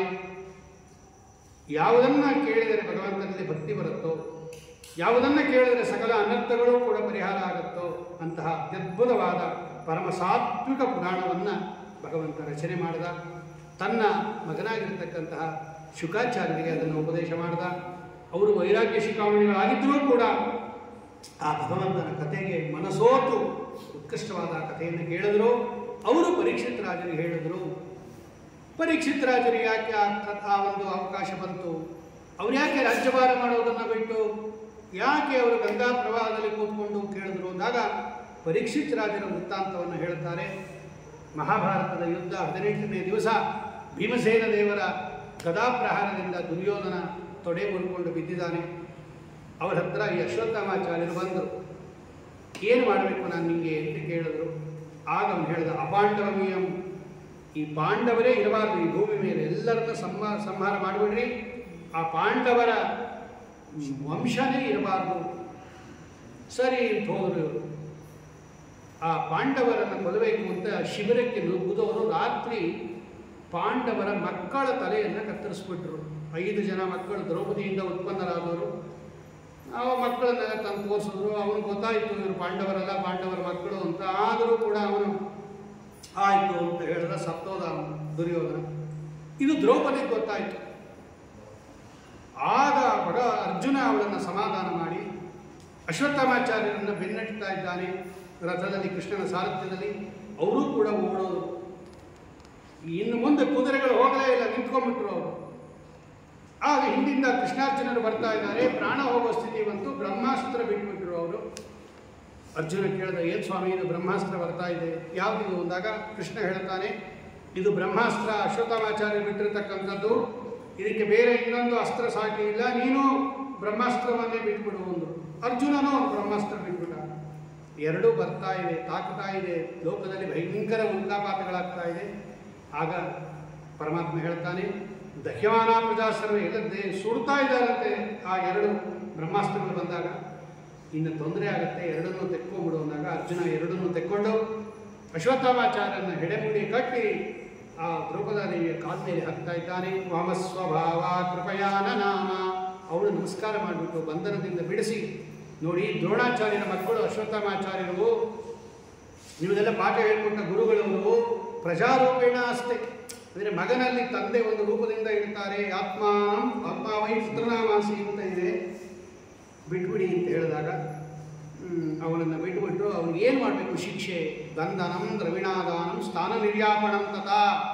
ಬ್ರಾಹ್ಮಣರಿಗೆ ದೈಹಿಕ ಶಿಕ್ಷೆ ಇಲ್ಲ, ಅವರನ್ನು ಕಟ್ಟಾಕ್ಬೋದು. ಅವ್ರ ಹತ್ರ ಏನಾದರೂ ಪದಾರ್ಥ ಇದ್ದರೆ ಕಿತ್ಕೊಂಡ್ಬಿಡೋದು, ಅಥವಾ ಆ ಗ್ರಾಮದಿಂದ ಬಹಿಷ್ಕಾರ ಹಾಕೋದು. ಇಷ್ಟೇ ಬ್ರಾಹ್ಮಣರಿಗೆ ಶಿಕ್ಷೆ, ಅವರಿಗೆ ದೈಹಿಕ ಶಿಕ್ಷೆ ಇಲ್ಲ. ಆದ್ದರಿಂದ ಅಶ್ವತ್ಥಾಮಾಚಾರ್ಯರು ಬ್ರಾಹ್ಮಣರಾದ್ದರಿಂದ ಅವರ ತಲೆಯಲ್ಲಿ ಇದ್ದಂತಹ ಮೂರ್ಧಜ ತೇಜಸಾ ಮಣಿನಾಹೀನಂ, ಅವರ ತಲೆಯಲ್ಲಿರ್ತಕ್ಕಂಥ ಮಣಿಯನ್ನು ಕಿತ್ತುಬಿಟ್ಟು ಅವರನ್ನು ಶಿಬಿರದಿಂದ ತಪ್ಪುತ್ತಾ ಇದ್ದಾರೆ. ಆಮೇಲೆ ಪಾಂಡವರು ಇದು ಭಗವಂತ ದ್ರೌಪದಾದೇವಿಯನ್ನು ಕರ್ಕೊಂಡು ರಣರಂಗದಲ್ಲಿ ಆ ಏನು ತಮ್ಮ ಪತಿಯರೆಲ್ಲ ಸತ್ತೋಗಿದ್ದಾರೆ, ಅವರ ಪತಿಯ ಮೇಲೆ ಬಿದ್ದಿರತಕ್ಕಂತಹ ಗೋಳಾಡ್ತಾ ಇರ್ತಕ್ಕಂಥ ಹೆಂಗಸರನ್ನೆಲ್ಲ ತೋರಿಸಿ, ನೋಡು ನೀನು ತೋರಿಸ್ತೀನಿ ಅಂತ ಹೇಳಿದ್ದೆ, ನೋಡು ದ್ರೌಪದಿ ಅಂತ ಹೇಳಿ ತೋರಿಸಿ ಅವಳನ್ನು ಸಮಾಧಾನ ಮಾಡಿ, ಗಾಂಧಾರಿ ಧೃತರಾಷ್ಟ್ರರನ್ನು ಸಮಾಧಾನ ಮಾಡಿ, ಧರ್ಮರಾಜರನ್ನು ಪಟ್ಟಾಭಿಷೇಕ ಮಾಡಿ, 3 ಅಶ್ವಮೇಧ ಯಾಗ ಮಾಡಿಸಿ, ಇನ್ನೇನು ನಾನು ಹೊರಡ್ತೀನಿ ಅಂತ ಕೃಷ್ಣ ಪರಮಾತ್ಮ ಹೊರಟ, ಇವಳು ಓಡಿ ಬಂದವಳು. ಪಾಹಿ ಪಾಹಿ ಮಹಾಬಾಹೋ ದೇವದೇವ ಜಗತ್ಪತೆ ನಾಣ್ಯಂ ತದಭಯಂ ಪಶ್ಯೆ ಯತ್ರ ಮೃತ್ಯು ಪರಸ್ಪರಂ. ಉತ್ತರಾದೇವಿ ಓಡಿ ಬರ್ತಾ ಇದ್ದಾಳೆ, ಸ್ವಾಮಿ ರಕ್ಷಣೆ ಮಾಡು. ನನಗೆ ನಾನು ಹೋದರೂ ಪರವಾಗಿಲ್ಲ, ನಾನು ಸತ್ತರೂ ಪರವಾಗಿಲ್ಲ, ನನ್ನ ಉದರದಲ್ಲಿ ಪಾಂಡವರ ಗರ್ಭ ಬೆಳೀತಾ ಇದೆ. ಆ ಗರ್ಭಕ್ಕೆ ಬಾಣ ಬಿಟ್ಬಿಟ್ಟಿದ್ದಾರೆ ಇವರು ಅಶ್ವತ್ಥಾಮಾಚಾರ್ಯರು. ಉಳಿದಿದ್ದವರು 5 ಜನ ಪಾಂಡವರು, ಇದೊಂದು ಕೂಸು. ಅಷ್ಟು ಜನಕ್ಕೂ ಪಾಂಡವರಿಗೆ ಬಾಣ ಬಿಟ್ಟಿದ್ದಾರೆ, ಈ ಕೂಸಿಗೂ ಬಾಣ ಬಿಟ್ಬಿಟ್ಟಿದ್ದಾರೆ ಅವರು. ಭಗವಂತ ನೋಡಿದ, ಓಹೋ, ಪಾಂಡವರನ್ನ ನಿರ್ನಾಮ ಮಾಡಬೇಕು ಅಂತ ಅಶ್ವತ್ಥಾಮಾಚಾರ ಮಾಡಿದ್ದಾರೆ ಅಂತ ಹೇಳಿ ಆ ಪಾಂಡವರ ಮೇಲೆ ಬಿಟ್ಟಿರ್ತಕ್ಕಂಥ 5 ಅಸ್ತ್ರಗಳನ್ನು ತನ್ನ ಸುದರ್ಶನ ಚಕ್ರದಿಂದ ತೆಗೆದು ತಾನೇ ಗದೆಯನ್ನು ಹಿಡಿದು ಗರ್ಭದಲ್ಲಿ ಪ್ರವೇಶ ಮಾಡ್ತಕ್ಕಂಥವನಾಗಿ ಆ ಬ್ರಹ್ಮಾಸ್ತ್ರದಿಂದ ಸುಡ್ತಾ ಇರ್ತಕ್ಕಂಥ ಆ ಕೂಸನ್ನು ರಕ್ಷಣೆ ಮಾಡ್ತಾ ಇದ್ದಾನೆ. ಹೀಗೆ ಆ ಕೂಸನ್ನು ರಕ್ಷಣೆ ಮಾಡತಕ್ಕಂತಹ ಪರಮಾತ್ಮನನ್ನು ನೋಡಿದಾಗ ಕುಂತಿದೇವಿಗೆ ತುಂಬ ಭಕ್ತಿ ಉಂಟಾಗ್ತದೆ. ಆ ಕುಂತಿ ಸ್ತೋತ್ರ ಮಾಡ್ತಾಳೆ. ಇದಕ್ಕೆ ಕುಂತಿ ಸ್ತುತಿ ಅಂತಲೇ ಕರೀತಾರೆ. ಕೃಷ್ಣಾಯ ವಾಸುದೇವಾಯ ದೇವಕೀ ನಂದನಾಯ ಚ ನಂದ ಗೋಪಕುಮಾರಾಯ ಗೋವಿಂದಾಯ ನಮೋ ನಮಃ. ನಮಃ ಪಂಕಜನಾಭಾಯ ನಮಃ ಪಂಕಜಮಾಲಿನೇ ನಮಃ ಪಂಕಜನೇತ್ರಾಯ ನಮಸ್ತೆ ಪಂಕಜಾಂಗ್ರಯೇ. ಅನೇಕ ಬಾರಿ ನಮ್ಮನ್ನು ರಕ್ಷಣೆ ಮಾಡಿದೆ ಭಗವಂತ. ಇವತ್ತಲ್ಲ, ನನ್ನ ಮಕ್ಕಳು ಉಗ್ರಾಯಿಂದ ದುಃಖನೇ ಅವರಿಗೆ ವಿಷ ಕೊಟ್ಟರು. ಗರದಾನ ಭೀಮಸೇನ ದೇವರಿಗೆ ವಿಷ ಕೊಟ್ಟರು, ಮಡುವಿನಲ್ಲಿ ಹಾಕಿದ್ರು, ಅರಗಿನ ಮನೆಯಲ್ಲಿ ಸುಡಿಸಕ್ಕೆ ಪ್ರಯತ್ನ ಪಟ್ಟರು, ತುಂಬಿದ ಸಭೆಯಲ್ಲಿ ನನ್ನ ಸೊಸೆಗೆ ಅವಮಾನ ಮಾಡಿದ್ರು. ಎಲ್ಲ ಸಂದರ್ಭದಲ್ಲಿ ನೀನು ರಕ್ಷಣೆ ಮಾಡಿದೀಯ. ಆಮೇಲೆ ಈಗ ನಮ್ಮ ವಂಶವನ್ನು ನಿರ್ನಾಮ ಮಾಡಕ್ಕೆ ಹೋದಾಗ ನೀನು ರಕ್ಷಣೆ ಮಾಡಿದೆಯಾ. ವಿಪದಃ ಸಂತು ನಶ್ಯಶ್ವತು. ಕುಂತಿ ಹೇಳ್ತಾಳೆ, ನಮಗೆ ಯಾವಾಗಲೂ ವಿಪತ್ತೇ ಬರ್ತಾ ಇರಲಿ ಭಗವಂತ. ವಿಪತ್ತು ಬಂದರೆ ನಾವು ನಿಮ್ಮನ್ನು ಸ್ಮರಣೆ ಮಾಡ್ತೀವಿ, ನಿನ್ನ ದರ್ಶನ ಆಯಿತು ಅಂದರೆ ಪುನರ್ಭವ ದರ್ಶನ, ಮೋಕ್ಷ ದರ್ಶನ ಆಗುತ್ತೆ ಅಂತ ಹೇಳಿ ನಿನ್ನ ಮೇಲೆ ನನಗೆ ಮೋಹ ಕೊಡಬೇಡ, ನಮ್ಮ ಅಣ್ಣನ ಮಗ ಅಂತಕ್ಕಂಥ ಅಭಿಮಾನ ಕೊಡಬೇಡ. ಈ ಪಾಂಡವರ ಮೇಲೆ, ತತ್ರಾಪಿ ಭೀಮಸೇನ ದೇವರ ಮೇಲೆ ನನ್ನ ಮಗ ಅಂತಕ್ಕಂಥ ಅಭಿಮಾನ ಕೊಡಬೇಡ ಭಗವಂತ. ಅವರು ಜೀವೋತ್ತಮರಾದ ವಾಯುದೇವರು, ನೀನು ಸರ್ವೋತ್ತಮನಾದ ಭಗವಂತ ಅಂತಕ್ಕಂಥ ಅನುಗ್ರಹ ಮಾಡು ಅಂತ ಹೇಳಿ ಅವರು ಸ್ತೋತ್ರ ಮಾಡ್ತಾರೆ. ಭಗವಂತ ಅವಾಗ ಅನುಗ್ರಹ ಮಾಡಿ ಧರ್ಮರಾಜನಿಗೆ ಇನ್ನೇನು ಹೊರಡಬೇಕು ಅಂದಾಗ ಇನ್ನು ಸ್ವಲ್ಪ ದಿನ ಇಟ್ಬಿಟ್ಟು ಹೋಗು ಅಂತ ಕೇಳುತ್ತಾನೆ ಧರ್ಮರಾಜ. ಈ ಧರ್ಮರಾಜ ಪಾಪ ತುಂಬ ಸಾಧು ಮನುಷ್ಯ, ತುಂಬ ದುಃಖ ಬಂದ್ಬಿಡ್ತು ಅವನಿಗೆ. ಕೃಷ್ಣ, ನೀನು ಏನೇ ಹೇಳು, ನಾವು ಯುದ್ಧ ಮಾಡಬಾರ್ದಾಗಿತ್ತು. ಏನು ಸುಖಕ್ಕೋಸ್ಕರ ಯುದ್ಧ ಮಾಡಿದ್ವಿ ನಾವು? ಎಲ್ಲ ನಮ್ಮವ್ರನ್ನೇ ಕೊಂದಿರೋದು ನಾವು. ತಂದೆಯನ್ನು, ತಾತಂದಿರನ್ನು, ಮುತ್ತಾತಂದಿರನ್ನು, ಮಾವಂದಿರನ್ನು, ಮಕ್ಕಳನ್ನು, ಅಣ್ಣ ತಮ್ಮಂದಿರನ್ನೆಲ್ಲ ಕೊಂದು ಎಷ್ಟು ಸ್ತ್ರೀಯರು ತಮ್ಮ ಪತಿಗಳನ್ನು ಕಳ್ಕೊಂಡು ಗೋಳಾಡ್ತಾ ಇದ್ದಾರೆ. ಇದಕ್ಕೆಲ್ಲ ನಾನೇ ಕಾರಣ ಆಗಿಬಿಟ್ಟೆ. ಛೇ, ಮಾಡಬಾರ್ದಾಗಿತ್ತು ನಾನು. ಈ ಒಂದು ರಾಜ್ಯಕ್ಕೋಸ್ಕರ ಎಲ್ಲರನ್ನ ಸಂಹಾರ ಮಾಡಿಬಿಟ್ಟೆ, ತಪ್ಪಾಯಿತು ಅಂತ ದುಃಖ ಪಡ್ತಾನೆ. ಇಲ್ಲಪ್ಪ, ನಿಮ್ಮ ಕೈಲಿ ಅಶ್ವಮೇಧ ಮಾಡಿಸಿದನಲ್ಲ, ಎಲ್ಲ ಪರಿಹಾರ ಆಯಿತು ಅಂತಾಗ ಧರ್ಮರಾಜ ಹೇಳ್ತಾನೆ, ಯಥಾ ಪಂಕೇನ ಪಂಕಾಂಬ. ಒಂದು ಕರ್ಮದಿಂದ ಇನ್ನೊಂದು ಕರ್ಮವನ್ನು ತೊಳೆಯೋಕ್ಕಾಗಲ್ಲ ಕೃಷ್ಣ. ಕೆಸರಿಂದ ಕೆಸರ ತೊಳೆದರೆ ಹೋಗಂತ ಕೆಸರು ಇಲ್ಲ. ನಯಜ್ಞೋ ಅಷ್ಟು ಮರಗತ್ತೆ. ನಾವು ಮಾಡಿರ್ತಕ್ಕಂಥ ತಪ್ಪನ್ನು ಈ ಯಜ್ಞ ಪರಿಹಾರ ಮಾಡೋಕ್ಕಾಗಲ್ಲ ಅಂದಾಗ ಭಗವಂತನಿಗೆ ಗೊತ್ತಾಯಿತು. ಇಷ್ಟೇ ಸಮಾಧಾನ ಮಾಡ್ತಾರೆ, ವೇದವ್ಯಾಸ ದೇವರು ಸಮಾಧಾನ ಮಾಡ್ತಾರೆ, ಕೃಷ್ಣ ರೂಪದಿಂದ ಸಮಾಧಾನ ಮಾಡ್ತಾನೆ. ಅವನಿಗೆ ಸಮಾಧಾನ ಆಗಲ್ಲ ಅಂದರೆ ಭಗವಂತ ಸಮಾಧಾನ ಮಾಡಿಸಲ್ಲ. ಇವರಿಗೆ ಉಪದೇಶ ಮಾಡಬೇಕು ಅಂತ ಹೇಳಿ ಶರತಲ್ಪದಲ್ಲಿ ಮಲಗಿರ್ತಕ್ಕಂಥ ಭೀಷ್ಮಾಚಾರ್ಯರ ಹತ್ರ ಕರ್ಕೊಂಡು ಹೋಗ್ತಾನೆ ಧರ್ಮರಾಜನನ್ನು. ಇವರೆಲ್ಲ ಪಾಂಡವರೆಲ್ಲ ಹೋಗ್ತಾರೆ, ದ್ರೌಪದಿ ಹೋಗ್ತಾರೆ, ದ್ರೌಮ್ಯ, ನಾರದ, ವಸಿಷ್ಠ, ಇಂದ್ರಪ್ರಮತಿ, ಏನು ಋಷಿಗಳೆಲ್ಲ ಹೋಗ್ತಾರೆ, ಗೌತಮ, ಕೌಶಿಕ ಎಲ್ಲರೂ ಹೋದರು. ವೇದವ್ಯಾಸ ದೇವರು ಹೋಗ್ತಾರೆ, ಪರಶುರಾಮ ದೇವರು ಹೋಗ್ತಾರೆ. ಎಲ್ಲರೂ ಕೂತಿರ್ತಕ್ಕಂಥ ಕಾಲದಲ್ಲಿ ಭೀಷ್ಮಾಚಾರ್ಯರು ಉಪದೇಶ ಮಾಡುತ್ತಾರೆ. ಸವೈ ಯಶವೈ ಭಗವಾನ್ ಸಾಕ್ಷಾತ್ ಆದ್ಯೋ ನಾರಾಯಣ ಪುಮಾನ್. ಭಗವಂತನನ್ನು ಸ್ಮರಣೆ ಮಾಡ್ತಾ ಅಂತ್ಯಕಾಲದಲ್ಲಿ ಸ್ವಾಮಿಯನ್ನು ದರ್ಶನ ಮಾಡ್ತಾ ಭೀಷ್ಮಾಚಾರ್ಯರು ಧರ್ಮರಾಜನಿಗೆ ಹೇಳ್ತಾರೆ, ಧರ್ಮರಾಜ, ಯಾರು ಗೊತ್ತೇನೋ ಇವನು ಕೂತಿರೋನು ಇಲ್ಲಿ, ಕೃಷ್ಣ ಇವನೇ ಸಾಕ್ಷಾತ್ ನಾರಾಯಣ ಪುಮಾನ್ ಮೋಹಯನ್ಮಯ ಲೋಕಂ. ತನ್ನ ಮಾಯೆಯಿಂದ, ತನ್ನ ಇಚ್ಛೆಯಿಂದ ಈ ಜಗತ್ತನ್ನು ಮೋಹ ಮಾಡಿ ಗೂಢಶ್ಚರತಿ ಸೃಷ್ಟಿಸಿ ಈ ಯಾದವರ ಕುಲದಲ್ಲಿ ಗುಟ್ಟಾಗಿ ಸಂಚಾರ ಮಾಡ್ತಾ ಇದ್ದಾನೆ. ಇವನಿಂದಲೇ ಇದೆಲ್ಲ ಆಗಿರ್ತಕ್ಕಂಥದ್ದು ಅಂತ ಹೇಳಿ ಧರ್ಮವನ್ನು ಉಪದೇಶ ಮಾಡ್ತಾರೆ. ದಾನ ಧರ್ಮ, ರಾಜಧರ್ಮ, ಮೋಕ್ಷ ಧರ್ಮ, ಸ್ತ್ರೀ ಧರ್ಮ, ಆಪದ್ಧರ್ಮ. ಇದೇ ಅನುಶಾಸನ ಪರ್ವ ನಾವು ಏಕಾದಶಿ ನೋಡ್ತಾ ಇರ್ತಕ್ಕಂಥದ್ದು. ದಾನಧರ್ಮ ಪರ್ವ ಅಂತ ಭೀಷ್ಮಾಚಾರ್ಯರು ಅಪಾರವಾದ ಧರ್ಮವನ್ನು ಬೋಧನೆ ಮಾಡಿ ಆಮೇಲೆ ಇತಿಹಾಸ ಪುರಾಣಗಳನ್ನೆಲ್ಲ ಹೇಳಿ, ನಾನಾ ಆಖ್ಯಾನಗಳನ್ನು ಹೇಳಿ, ಧರ್ಮಾರ್ಥ ಕಾಮ ಮೋಕ್ಷಗಳನ್ನು ಹೇಳಿ ಎಲ್ಲ ಆಯಿತು ಅಂತ ಹೇಳಿ ಉತ್ತರಾಯಣ ಕಾಲ ಬಂತು ಅಂತ ಸುಮ್ಮನೆ ಆಗೋಯ್ತು. ಉತ್ತರಾಯಣದಲ್ಲಿ ಭೀಷ್ಮಾಚಾರ್ಯರು ದೇಹತ್ಯಾಗ ಮಾಡಿದ್ದಾರೆ ಅಂದರೆ ಅವರು ವ್ಯಾಖ್ಯಾನಕಾರ ಬರೀತಾರೆ. ಉತ್ತರಾಯಣ ಅನ್ನೋದು ಕಾಲ ಜ್ಞಾನಿಗಳಿಗೆ ಅಷ್ಟು ದೊಡ್ಡದಲ್ಲ, ನಮ್ಮಂಥವರಿಗೆ ದಕ್ಷಿಣಾಯನ ಉತ್ತರಾಯಣ ಅಂತ. ಯದ್ಯಪಿ ಅವರು ಯಾವಾಗ ಹೋದರೂ ಉತ್ತಮ ಗತಿಗೆ ಹೋಗ್ತಾರೆ, ಯಾಕೆಂದರೆ ನಮ್ಮ ದೇಹದಲ್ಲೇ ನಾಡಿ ಇದೆ ಒಳಗಡೆ. ಉತ್ತರಾಯಣ ನಾಡಿ ದಕ್ಷಿಣಾಯನ ನಾಡಿ ಅಂತ ನಮ್ಮ ದೇಹದೊಳಗೆ ಇದೆ. ಆ ಉತ್ತರಾಯಣ ನಾಡಿಯಿಂದ ಯಾರು ದೇಹತ್ಯಾಗ ಮಾಡ್ತಾರೋ ಅವರು ಉತ್ತಮ ಲೋಕಕ್ಕೆ ಹೋಗ್ತಾರೆ. ಅವರು ಕಾಲಕ್ಕೋಸ್ಕರ ಕಾಯಬೇಕಾಗಿಲ್ಲ, ಅಂದರೆ ಕಾಲ ಬಂದರೆ ಇನ್ನೂ ಹೆಚ್ಚು ಬಲ ಅನ್ನತಕ್ಕಂಥ ದೃಷ್ಟಿಯಿಂದ ಭೀಷ್ಮಾಚಾರ್ಯರು ಕಾದಿದ್ರೆ ಹೊರತು ಅವ್ರಿಗೇನು ಉತ್ತರಾಯಣ ಅಷ್ಟೊಂದು ಏನು ಮುಖ್ಯ ಅಲ್ಲ ಅಂತ ಬರೀತಾರೆ ವ್ಯಾಖ್ಯಾನಕಾರರು. ಆಗ ಆ ಉತ್ತರಾಯಣ ಬಂದಾಗ ಸ್ವೇಚ್ಛಾಮನಿಗಳಾಗಿರ್ತಕ್ಕಂಥ ಭೀಷ್ಮಾಚಾರ್ಯರು ಭಗವಂತನನ್ನು ಧ್ಯಾನ ಮಾಡಿ ತಮ್ಮ ಎದುರಿಗೆ ಕೂತಿರ್ತಕ್ಕಂಥ ಸ್ವಾಮಿಯನ್ನು ಸ್ತೋತ್ರ ಮಾಡಿ ದೇಹತ್ಯಾಗ ಮಾಡ್ತಾ ಇದ್ದಾರೆ. ಭೀಷ್ಮಾಚಾರ್ಯರಿಗೆ ಧರ್ಮರಾಜ ಅಂತ್ಯ ಸಂಸ್ಕಾರಗಳನ್ನೆಲ್ಲ ಮಾಡ್ತಕ್ಕಂಥವನಾಗಿ ಆಮೇಲೆ ಭಗವಂತ ದ್ವಾರಕಾಪಟ್ಟಣಕ್ಕೆ ಪ್ರಯಾಣ ಮಾಡ್ತಾ ಇದ್ದಾನೆ. ಅತ್ಯದ್ಭುತವಾದ ಪ್ರಯಾಣ. ಹಸ್ತಿನಾವತಿಯಿಂದ ಭಗವಂತ ದ್ವಾರಕಾಪಟ್ಟಣಕ್ಕೆ ಹೆಂಗೆ ಹೋದ, ಹೆಂಗೆ ಬೀಳ್ಕೊಟ್ರು ಅವನನ್ನು, ದ್ವಾರಕಾಪಟ್ಟಣದಲ್ಲಿ ಅವನನ್ನು ಹೆಂಗೆ ಸ್ವಾಗತ ಮಾಡಿದ್ರು ಅನ್ನೋದನ್ನು ಭಾಗವತ ಪುರಾಣ ಅತ್ಯದ್ಭುತವಾಗಿ ಹೇಳುತ್ತೆ. ಅಷ್ಟು ಸರ್ವೋತ್ತಮನಾದ ಭಗವಂತ, ಎಲ್ಲರಿಂದಲೂ ಕೂಡ ಪೂಜ್ಯನಾದವನು. ಆ ಸ್ತ್ರೀಯರೆಲ್ಲ ಮಾತಾಡ್ಕೋತಾರಂತೆ, ಇವನು ಇದಾನಲ್ಲ, ಇವನು ಕೃಷ್ಣ, ಇವನೇ ಸರ್ವೋತ್ತಮನಾದ ವ್ಯಕ್ತಿ, ಪ್ರಳಯ ಕಾಲದಲ್ಲಿ ಇದ್ದವನು, ಇಡೀ ಜಗತ್ತನ್ನು ತನ್ನ ಉದರದಲ್ಲಿ ಇಟ್ಕೊಂಡಿರ್ತಕ್ಕಂಥವನು, ಇಡೀ ಸೃಷ್ಟಿ ಕಾಲದಲ್ಲಿ ಸೃಷ್ಟಿ ಮಾಡ್ತಕ್ಕಂಥವನು, ನಮ್ಮನ್ನು ರಕ್ಷಣೆ ಮಾಡ್ತಕ್ಕಂಥವನು ಅಂತೆಲ್ಲ ವರ್ಣನೆ ಮಾಡ್ತಕ್ಕಂಥವರಾಗಿ. ಆಮೇಲೆ ಪರೀಕ್ಷಿತ್ ರಾಜ ಹೇಗೆ ಜನ್ಮ ತಾಳದ ಅಂತ ಕೇಳ್ತಾರೆ ಶೌನಕರು. ನೋಡಿ ಸ್ವಾಮಿ ಶ್ರುತಾಚಾರ್ಯರೇ, ಭಗವಂತ ಉತ್ತರಾದೇವಿಯ ಗರ್ಭವನ್ನು ಹೊಕ್ಕಿ ಆ ಬ್ರಹ್ಮಾಸ್ತ್ರದ ತೇಜಸ್ಸನ್ನು ತನ್ನ ಕಥೆಯಿಂದ ನಿವಾರಣೆ ಮಾಡ್ದ ಅಂತ ಹೇಳಿದ್ರಿ. ಆ ಪರೀಕ್ಷಿತ್ ರಾಜ ಉತ್ಪತ್ತಿಯಾಗಿದ್ದು ಹೇಗೆ, ಆ ಬ್ರಹ್ಮಾಸ್ತ್ರ ಅವನನ್ನು ಏನು ಮಾಡ್ತು, ಏನು ಮಾಡಲಿಲ್ಲ, ಅವನೇನು ಸಾಧನ, ತಿರ್ಗಾ ಹುಟ್ಟದನ್ನ, ಅವನ ಜನ್ಮ ಹೇಳ್ರಿ, ಅವನ ಕರ್ಮ ಹೇಳ್ರಿ, ಅವನು ಹೇಗೆ ನಿಧನ ಆದ ಅದನ್ನು ಹೇಳ್ರಿ ಅಂತ ಹೇಳಿದಾಗ ಸೂತಾಚಾರ್ಯ ಹೇಳ್ತಾರೆ, ಮಾತೃಗರ್ಭಗತೋ ವೈರಹ ಸದಾ ಪಿತುನಂದನ.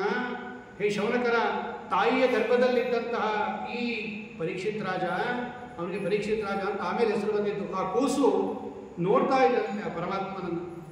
ಅವಿಚ್ಛ ದರ್ಶನ, ಒಳ್ಳೆ 16 ವರ್ಷದ ಸುಂದರ ಪ್ರಾಯದಂತೆ ಇರತಕ್ಕಂಥವನು, ಆದರೆ ಗಾತ್ರ ಮಾತ್ರ ಅಂಗುಷ್ಟ ಮಾತ್ರ, ಇಷ್ಟೇ ಹೆಬ್ಬೆರಳ ಗಾತ್ರ. ಅದು ಒಳ್ಳೆ ತಪ್ತ ಕಾಂಚನ ಕುಂಡಲಗಳು, ಪೀತಾಂಬರ, ಶಂಖಚಕ್ರ ಗದಾಪದ್ಮ ಹಾಕೊಂಡು ತನ್ನ ಗದೆಯನ್ನು ತಿರುಗಿಸ್ತಾ ಇದೆ.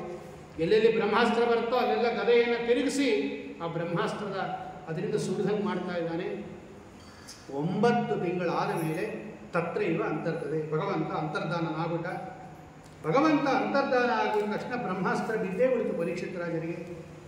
ಆಮೇಲೆ ಹಡದವಳು ಸತ್ತೋಗಿತ್ತು ಅದು ಮೊದಲು, ಆಮೇಲೆ ಭಗವಂತ ಅದನ್ನು ಮತ್ತೆ ಬದುಕಿಸ್ತಾ ಇದ್ದಾನೆ. ಹಾಗಾಗಿ ಬ್ರಹ್ಮಾಸ್ತ್ರವೂ ವ್ಯರ್ಥ ಆಗಲಿಲ್ಲ, ಕೂಸು ಸಾಯಲಿಲ್ಲ. ಭಗವಂತ ಎರಡನ್ನೂ ಕೂಡ ಉದ್ಧಾರ ಮಾಡಿದ. ಒಳ್ಳೆ ಸುಂದರವಾದ ಕೂಸನ್ನು ಹಡದವಳು ಉತ್ತರಾದೇವಿ. ಬೇಕಾದಷ್ಟು ದಾನ ಧರ್ಮವನ್ನು ಮಾಡಿದ ಧರ್ಮರಾಜ, ನಮ್ಮ ವಂಶೋದ್ಧಾರಕ ಅಂತ ಅವನಿಗೆ ವಿಷ್ಣುರಾತ ಅಂತ ನಾಮಕರಣ ಮಾಡಿದ. ತ್ರಾತೋವೋ ರಾತೋವೋ ಅನುಗ್ರಹಾರ್ಥಾಯ ವಿಷ್ಣುನಾ ಪ್ರಭ ವಿಷ್ಣುನಾ. ಭಗವಂತನಿಂದ ರಕ್ಷಣೆ ಮಾಡಲ್ಪಟ್ಟದ್ದರಿಂದ ಅವನಿಗೆ ವಿಷ್ಣುರಾತ ಅಂತ ನಾಮಕರಣ ಮಾಡ್ತಾ ಇದ್ದಾರೆ. ಜಾತಕ ಕೋವಿದರನ್ನೆಲ್ಲ ತೋರಿಸ್ತಾರೆ, ನೀನು ಹಿಂಗಿರ್ತಾನೆ ಮುಂದೆ. ಅವ್ರು ಹೇಳ್ತಾರೆ, ಇವನು ಬ್ರಹ್ಮಣ್ಯನಾಗ್ತಾನೆ, ಸತ್ಯಸಂಧನಾಗ್ತಾನೆ. ರಾಮೋ ದಶರಥಿ ಯಥಾ ಸತ್ಯಸಂಧಶ್ಚ. ಸತ್ಯವನ್ನು ಹೇಳೋದರಲ್ಲಿ ದಶರಥ ಪುತ್ರನಾದ ರಾಮನಂತೆ ಪ್ರಖ್ಯಾತನಾಗ್ತಾನೆ ಅಂತ ಇದೆ ಭಾಗವತದಲ್ಲಿ. ಇಲ್ಲೊಂದು ನಿರ್ಣಯ ಬರೀತಾರೆ ಶ್ರೀಮದಾಚಾರ್ಯ. ಈ ಹೋಲಿಕೆ ಇದೆಯಲ್ಲ, ಇದು ಉಚ್ಚೋಪಮ ಅಂತ ಕರೀತಾರೆ. ಅಂದರೆ ಹೆಚ್ಚು ಹೋಲಿಕೆಯನ್ನು ಕೊಟ್ಬಿಡ್ತಾರೆ ಕೆಲವು ಕಡೆ. ಉಪಮಾದಲ್ಲಿ 3: ನೀಚೋಪಮ, ಉಚ್ಚೋಪಮ, ಸಮಾನೋಪಮ ಅಂತ. ಭಗವಂತನಿಗೆ ಬೇರೆಯವರ ಉದಾಹರಣೆ ಕೊಡ್ತಾರಲ್ಲ, ಅದೆಲ್ಲ ನೀಚೋಪಮ. ಈಗ ಭಗವಂತನ ಮುಖ ಚಂದ್ರನಂತೆ ಇದೆ, ಚಂದ್ರನಿಗಿಂತ ಕೋಟಿ ಕೋಟಿ ಪಟ್ಟು ಸುಂದರ ಭಗವಂತ. ನಮಗೆ ಅರ್ಥ ಆಗಲಿ ಅಂತ ಕೊಟ್ಟಿರ್ತಾರೆ, ಅದಕ್ಕೆ ಹೀನೋಪಮ ಅಂತ ಕರೀತಾರೆ. ಅಂದರೆ ಕಡಿಮೆ ಹೋಲಿಕೆ ಕೊಟ್ಬಿಡ್ತಾರೆ. ಎಲ್ಲಿ ಬೇರೆಯವರಿಗೆ ಭಗವಂತನ ಉದಾಹರಣೆ ಕೊಟ್ಟಿರ್ತಾರೆ ಅದಕ್ಕೆ ಉಚ್ಚೋಪಮ ಅಂತ ಕರೀತಾರೆ. ಅಂದರೆ ಪರೀಕ್ಷಿತ್ ರಾಜ ಪರಮಾತ್ಮನಂತೆ ಸತ್ಯಸಂಧ ಅಲ್ಲ, ಯಥಾಯೋಗ್ಯವಾಗಿ ಸತ್ಯಸಂಧ, ಆದರೆ ಹೆಚ್ಚು ಉಪಮ ಕೊಟ್ಬಿಟ್ಟಿರ್ತಾರೆ. ಎಲ್ಲಿ ಭಗವಂತನ ಅವತಾರಗಳಿಗೆ ಭಗವಂತನ ಅವತಾರವನ್ನು ಕೊಡ್ತಾರೆ ಅದಕ್ಕೆ ಸಮಾನೋಪಮ ಅಂತ ಕರೀತಾರೆ. ಇಲ್ಲಿ ಪರೀಕ್ಷಿತ್ ರಾಜರಿಗೆ ಉಚ್ಚೋಪಮ, ಹೆಚ್ಚಿಗೆ ಹೋಲಿಕೆ ಕೊಟ್ಬಿಟ್ಟಿದ್ದಾರೆ ಅಂತ ಸುಮ್ಮನೆ ಹಂಗಿರ್ತಾನೆ ಅಂತ ಹೊರತು ಅವನು ರಾಮನಿಗೂ ಪರೀಕ್ಷಿತ್ ರಾಜನಿಗೂ ಸಮ ಅಲ್ಲ ಅಂತ ಶ್ರೀಮದಾಚಾರ್ಯ ಹೇಳ್ತಾರೆ. ಒಳ್ಳೆ ದಾನಶೂರ ಆಗುತ್ತಾನೆ, ಬ್ರಹ್ಮಣ್ಣನಾಗ್ತಾನೆ, ಒಳ್ಳೆ ಕೀರ್ತಿವಂತ ಆಗುತ್ತಾನೆ, ಧನ್ವಿ ಒಳ್ಳೆ ಪರಾಕ್ರಮಶಾಲಿ ಆಗ್ತಾನೆ, ಅರ್ಜುನನಂತೆ ಅಗ್ನಿಯಂತೆ ತೇಜಸ್ವಿ ಆಗುತ್ತಾನೆ, ಸಮುದ್ರನಂತೆ ಗಂಭೀರ ಆಗುತ್ತಾನೆ, ಸಿಂಹದಂತೆ ಪರಾಕ್ರಮದಿಂದ ಕೂಡುತ್ತಾನೆ. ಇವನು ಕಲಿಯನ್ನು ನಿಗ್ರಹ ಮಾಡುತ್ತಾನೆ. ಕಡೆಗೆ ತಕ್ಷಕಾದ ಆತ್ಮನೋ ಮೃತ್ಯುಂ, ಮುನಿ ಶಾಪದಿಂದ ಪ್ರೇರಿತನಾದ ತಕ್ಷಕನಿಂದ ಕಚ್ಚಲ್ಪಟ್ಟು ವೈರಾಗ್ಯವನ್ನು ತಾಳಿ ತಾನು ಗಂಗಾ ಪ್ರವಾಹಕ್ಕೆ ಹೋಗಿ ಭಗವಂತನ ಕಥಾವನ್ನು ಕೇಳಿ ಮುಕ್ತ ಸಂಗ್ರಹ ಮೋಕ್ಷಕ್ಕೆ ಹೋಗ್ತಾನೆ ಅಂತ ಅಷ್ಟು ಹೇಳಿಬಿಟ್ಟಿದ್ರು, ಜಾತಕದಲ್ಲೇ ಹೇಳಿಬಿಟ್ಟಿದ್ರು ಅಷ್ಟು. ಅವನೇ ಪರೀಕ್ಷಿತ ಅಂತ ಲೋಕದಲ್ಲಿ ವಿಖ್ಯಾತನಾದ. ಎರಡು ಕಾರಣ ಕೊಡ್ತಾರೆ. ಸರ್ಪದೃಷ್ಟಿಂ ಅನುಧ್ಯಾಯನ್ ಪರೀಕ್ಷೇತ ನರೇಶ್ವಿಹ. ಎಲ್ಲ ಕಡೆ ಅವನು ಇವನು ತಕ್ಷಕನ ಅಂತ ಪರೀಕ್ಷಾ ದೃಷ್ಟಿಯಿಂದ ನೋಡ್ತಾ ಇದ್ದಂತೆ. ಈಕ್ಷಿತ್ ನೋಡೋದು ಅಂತ ಸಂಸ್ಕೃತದಲ್ಲಿ ಈಕ್ಷಿತ್ತು. ಪರಿ ಇದ್ರೆ ಸುತ್ತಲೂ ಯಾರು ಬಂದರೂ ಕೂಡ ಇವನೇ ತಕ್ಷಕನ ಅಂತ ನೋಡ್ತಾ ಇದ್ದಂತೆ. ಅದಕ್ಕೆ ಅವನಿಗೆ ಪರೀಕ್ಷಿತ್ ಅಂತ ಹೆಸರು. ಒಂದು ಕಾರಣ. ತಾನು ಗರ್ಭದಲ್ಲಿ ಇರ್ತಕ್ಕಂತಹ ಆ ಭಗವಂತನನ್ನು ಮತ್ತೆ ನೋಡಬೇಕು ಅಂತ ಎಲ್ಲ ಕಡೆ ನೋಡ್ತಾ ಇದ್ದ. ಆದ್ದರಿಂದ ಅವನಿಗೆ ಪರೀಕ್ಷಿತ ಅಂತ ಕರೀತಾರೆ. ಅವನ ಆಮೇಲೆ ಹೆಸರು ಬಂದಿತ್ತು ಪರೀಕ್ಷಿತ ಅಂತ. ಈತನ ಮಧ್ಯದಲ್ಲಿ ವಿದುರರು ತೀರ್ಥಯಾತ್ರೆಗೆ ಹೋದವರು ಬರ್ತಾರೆ. ಧರ್ಮರಾಜ ಸ್ವಾಗತ ಮಾಡ್ತಾನೆ. ನಿಮ್ಮಂತಹ ಜ್ಞಾನಿಗಳಿಗೆ ತೀರ್ಥಯಾತ್ರೆ ಯಾಕೆ ಸ್ವಾಮಿ? ತೀರ್ಥೀಕುರುವಂತೆ ತೀರ್ಥಾನಿ ಸ್ವಾತ್ಮಸ್ಥೇನ ಗದಾವೃತ. ನಿಮ್ಮ ಹೃದಯದಲ್ಲಿರ್ತಕ್ಕಂಥ ಭಗವಂತನ ಸನ್ನಿಧಾನದಿಂದ ನೀವು ತೀರ್ಥ ಮಾಡೋರು. ನೀವು ತೀರ್ಥೀಕುರುವಂತೆ ತೀರ್ಥಾನಿ, ತೀರ್ಥವನ್ನೇ ಪವಿತ್ರ ಮಾಡ್ತಕ್ಕಂಥ ಮಹಾನುಭಾವರು. ನಿಮ್ಗೆ ಯಾಕೆ ತೀರ್ಥಯಾತ್ರೆ? ಆದರೂ ಕೂಡ ಎಲ್ಲೋಗಿದ್ರಿ, ಏನು ಮಾಡಿದ್ರಿ ಎಂದಾಗ ವಿದುರರು, ಇದು ಮುಂದೆ ತೃತೀಯ ಸ್ಕಂದದಲ್ಲಿ ಬರುತ್ತೆ, ಮೈತ್ರೇಯರ ಭೇಟಿಯನ್ನು ಮಾಡಿದ್ದು ಎಲ್ಲವನ್ನ ಹೇಳಿ ಯದುಕುಲ ನಾಶ ಅವನು ಗೊತ್ತಿರುತ್ತೆ, ಉದ್ಧವರಿಂದ ಗೊತ್ತಿರುತ್ತೆ. ಅದನ್ನು ಹೇಳಿದಂತೆ ಧರ್ಮರಾಜನಿಗೆ. ಯಾಕೆ ಅಂದರೆ ಆಚಾರ್ಯ ಬರೀತಾರೆ, ಯಾವ ವಿಷಯ ನಾವು ಹೇಳಿದ್ದು ಇನ್ನೊಬ್ಬರಿಗೆ ದುಃಖಕ್ಕೆ ಕಾರಣವಾಗುತ್ತೆ ಅದನ್ನು ಹೇಳಬಾರ್ದು ಅಂತ ಒಂದು ನಿಯಮ. ಧರ್ಮರಾಜ ತುಂಬ ನುಗ್ಗೋತಾನೆ. ಯಾದವರೆಲ್ಲ ಪರಸ್ಪರ ಹೊಡೆದಾಡಿಕೊಂಡು ಸತ್ತೋದ್ರು ಅಂತ ಕೇಳಿದಾಗ ಧರ್ಮರಾಜನಿಗೆ ತುಂಬ ನೋವಾಗತ್ತೆ. ಅದನ್ನು ಹೇಳಬಾರ್ದು ಅಂಥೇಳಿ ಅದೊಂದು ಮಾತ್ರ ಮುಚ್ಚಿಟ್ಟು ಇನ್ನೆಲ್ಲವನ್ನ ಹೇಳ್ತಾ ಇದ್ದಾರೆ. ಆಮೇಲೆ ವೈರಾಗ್ಯ. ಈ ಧೃತರಾಷ್ಟ್ರನಿಗೆ ಎಲ್ಲ ಮಕ್ಕಳನ್ನು ಕಳ್ಕೊಂಡಿದ್ರು ಕೂಡ ಪಾಂಡವರ ಮನೆಯಲ್ಲೇ ಊಟ ಮಾಡ್ಕೊಂಡಿದ್ದ ಅವನು ಧೃತರಾಷ್ಟ್ರ ಗಾಂಧಾರಿ. ವಿದುರ ಹೇಳ್ತಾನೆ, ಏನ ಅಣ್ಣ ಇದು? ಅಹೋಮಹೀಯ ಸಾಂಚಂತೋ ಜೀವಿತಾಶಾಯ ತಾವವ. ಈ ಜನಗಳಿಗೆ ಜೀವನದ ಮೇಲೆ ಎಷ್ಟು ಆಸೆ, ನೀನು ಎಷ್ಟು ಮೋಸ ಮಾಡಿದ್ಯಾ ಪಾಂಡವರಿಗೆ, ಎಷ್ಟು ಕಷ್ಟ ಕೊಟ್ಟಿದೆಯಾ, ಅಂಥವರ ಮನೆಯಲ್ಲೇ ಅನ್ನ ತಿನ್ಕೊಂಡಿದೆಯಲ್ಲ, ನಿಮಗೆ ವೈರಾಗ್ಯನೇ ಬಂದಿಲ್ವಾ? ಭೀಮಾಪವರ್ಜಿತಂ ಪಿಂಡಂ ಅದತ್ತೇ ಗೃಹಪಾಲವತ್ತು. ಆ ಭೀಮಸೇನ ದೇವರು ಹಾಕಿರ್ತಕ್ಕಂಥ ಅನ್ನವನ್ನು ನಾಯಿಯಂತೆ ತಿಂತಾ ಇದೆಯಲ್ಲ, ನಿಂಗೆ ಇನ್ನೂ ವೈರಾಗ್ಯ ಬಂದಿಲ್ವಾ ಅಂತ ಹೇಳಿ ಎಷ್ಟು ತಪ್ಪು ಮಾಡಿದೆ ನೀನು. ಅಗ್ನಿರಷ್ಟ ದಚ್ಚಶ್ಚ ಗರಹ ದಾರಶ್ಚ ದೂಷಿತಾ ಕೃತಂ ಕ್ಷೇತ್ರಂ ನರಂಗೇಶಾನ್ ತತ್ರೈ ತದನ್ನೈ ಅಸುರೀಕ್ರಿಯ. ಯಾರಿಗೆ ನೀನು ಮೋಸ ಮಾಡಿದ್ದು ಅವರ ಅನ್ನದಿಂದ ನೀನು ಪ್ರಾಣ ಉಳಿಸ್ಕೋತಾ ಇದೆಯಲ್ಲ, ಛೇ ವೈರಾಗ್ಯ ಬಂದಿಲ್ಲ ಅಂತ ಬೇಕಾದಷ್ಟು ಉಪದೇಶ ಮಾಡಿದಾಗ ಅವನಿಗೂ ಕೂಡ ವೈರಾಗ್ಯ ಬಂದು ಕುಂತಿ, ಗಾಂಧಾರಿ, ಧೃತರಾಷ್ಟ್ರ, ವಿದುರ ಎಲ್ಲರೂ ಕೂಡ ಹಿಮಾಲಯಕ್ಕೆ ಹೋಗಿ ಸಪ್ತಸ್ರೋತ ಅಂತ 7 ಕವಲಾಗಿ ಗಂಗಾ ನದಿ ಬೀಳತಕ್ಕಂಥ ಜಾಗ, ಅಲ್ಲಿ ಹೋಗಿ ಉತ್ಕೃಷ್ಟವಾದ ಪ್ರಾಣಾಯಾಮಗಳನ್ನು ಮಾಡಿ, ಧ್ಯಾನವನ್ನು ಮಾಡಿ, 3 ಹೊತ್ತು ಸ್ನಾನವನ್ನು ಮಾಡಿ, ಉಪಾಸನ ಮಾಡಿ, ಅಬ್ಬಕ್ಷರಾಗಿ, ವಾಯುಭಕ್ಷರಾಗಿ, ಜಿತಾಸಾನರಾಗಿ ಪ್ರಾಣಾಯಾಮದಿಂದ ತಮ್ಮ ದೇಹವನ್ನು ಎಲ್ಲರೂ ತ್ಯಾಗ ಮಾಡ್ತಾ ಇದ್ದಾರೆ.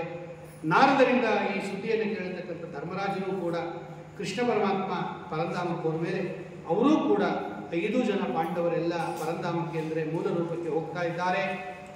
ಆಮೇಲೆ ಈ ಪರೀಕ್ಷಿತ್ ರಾಜನನ್ನು ಸಿಂಹಾಸನದಲ್ಲಿ ಕೂಡಿಸ್ಬಿಟ್ಟು ಹೋದರು.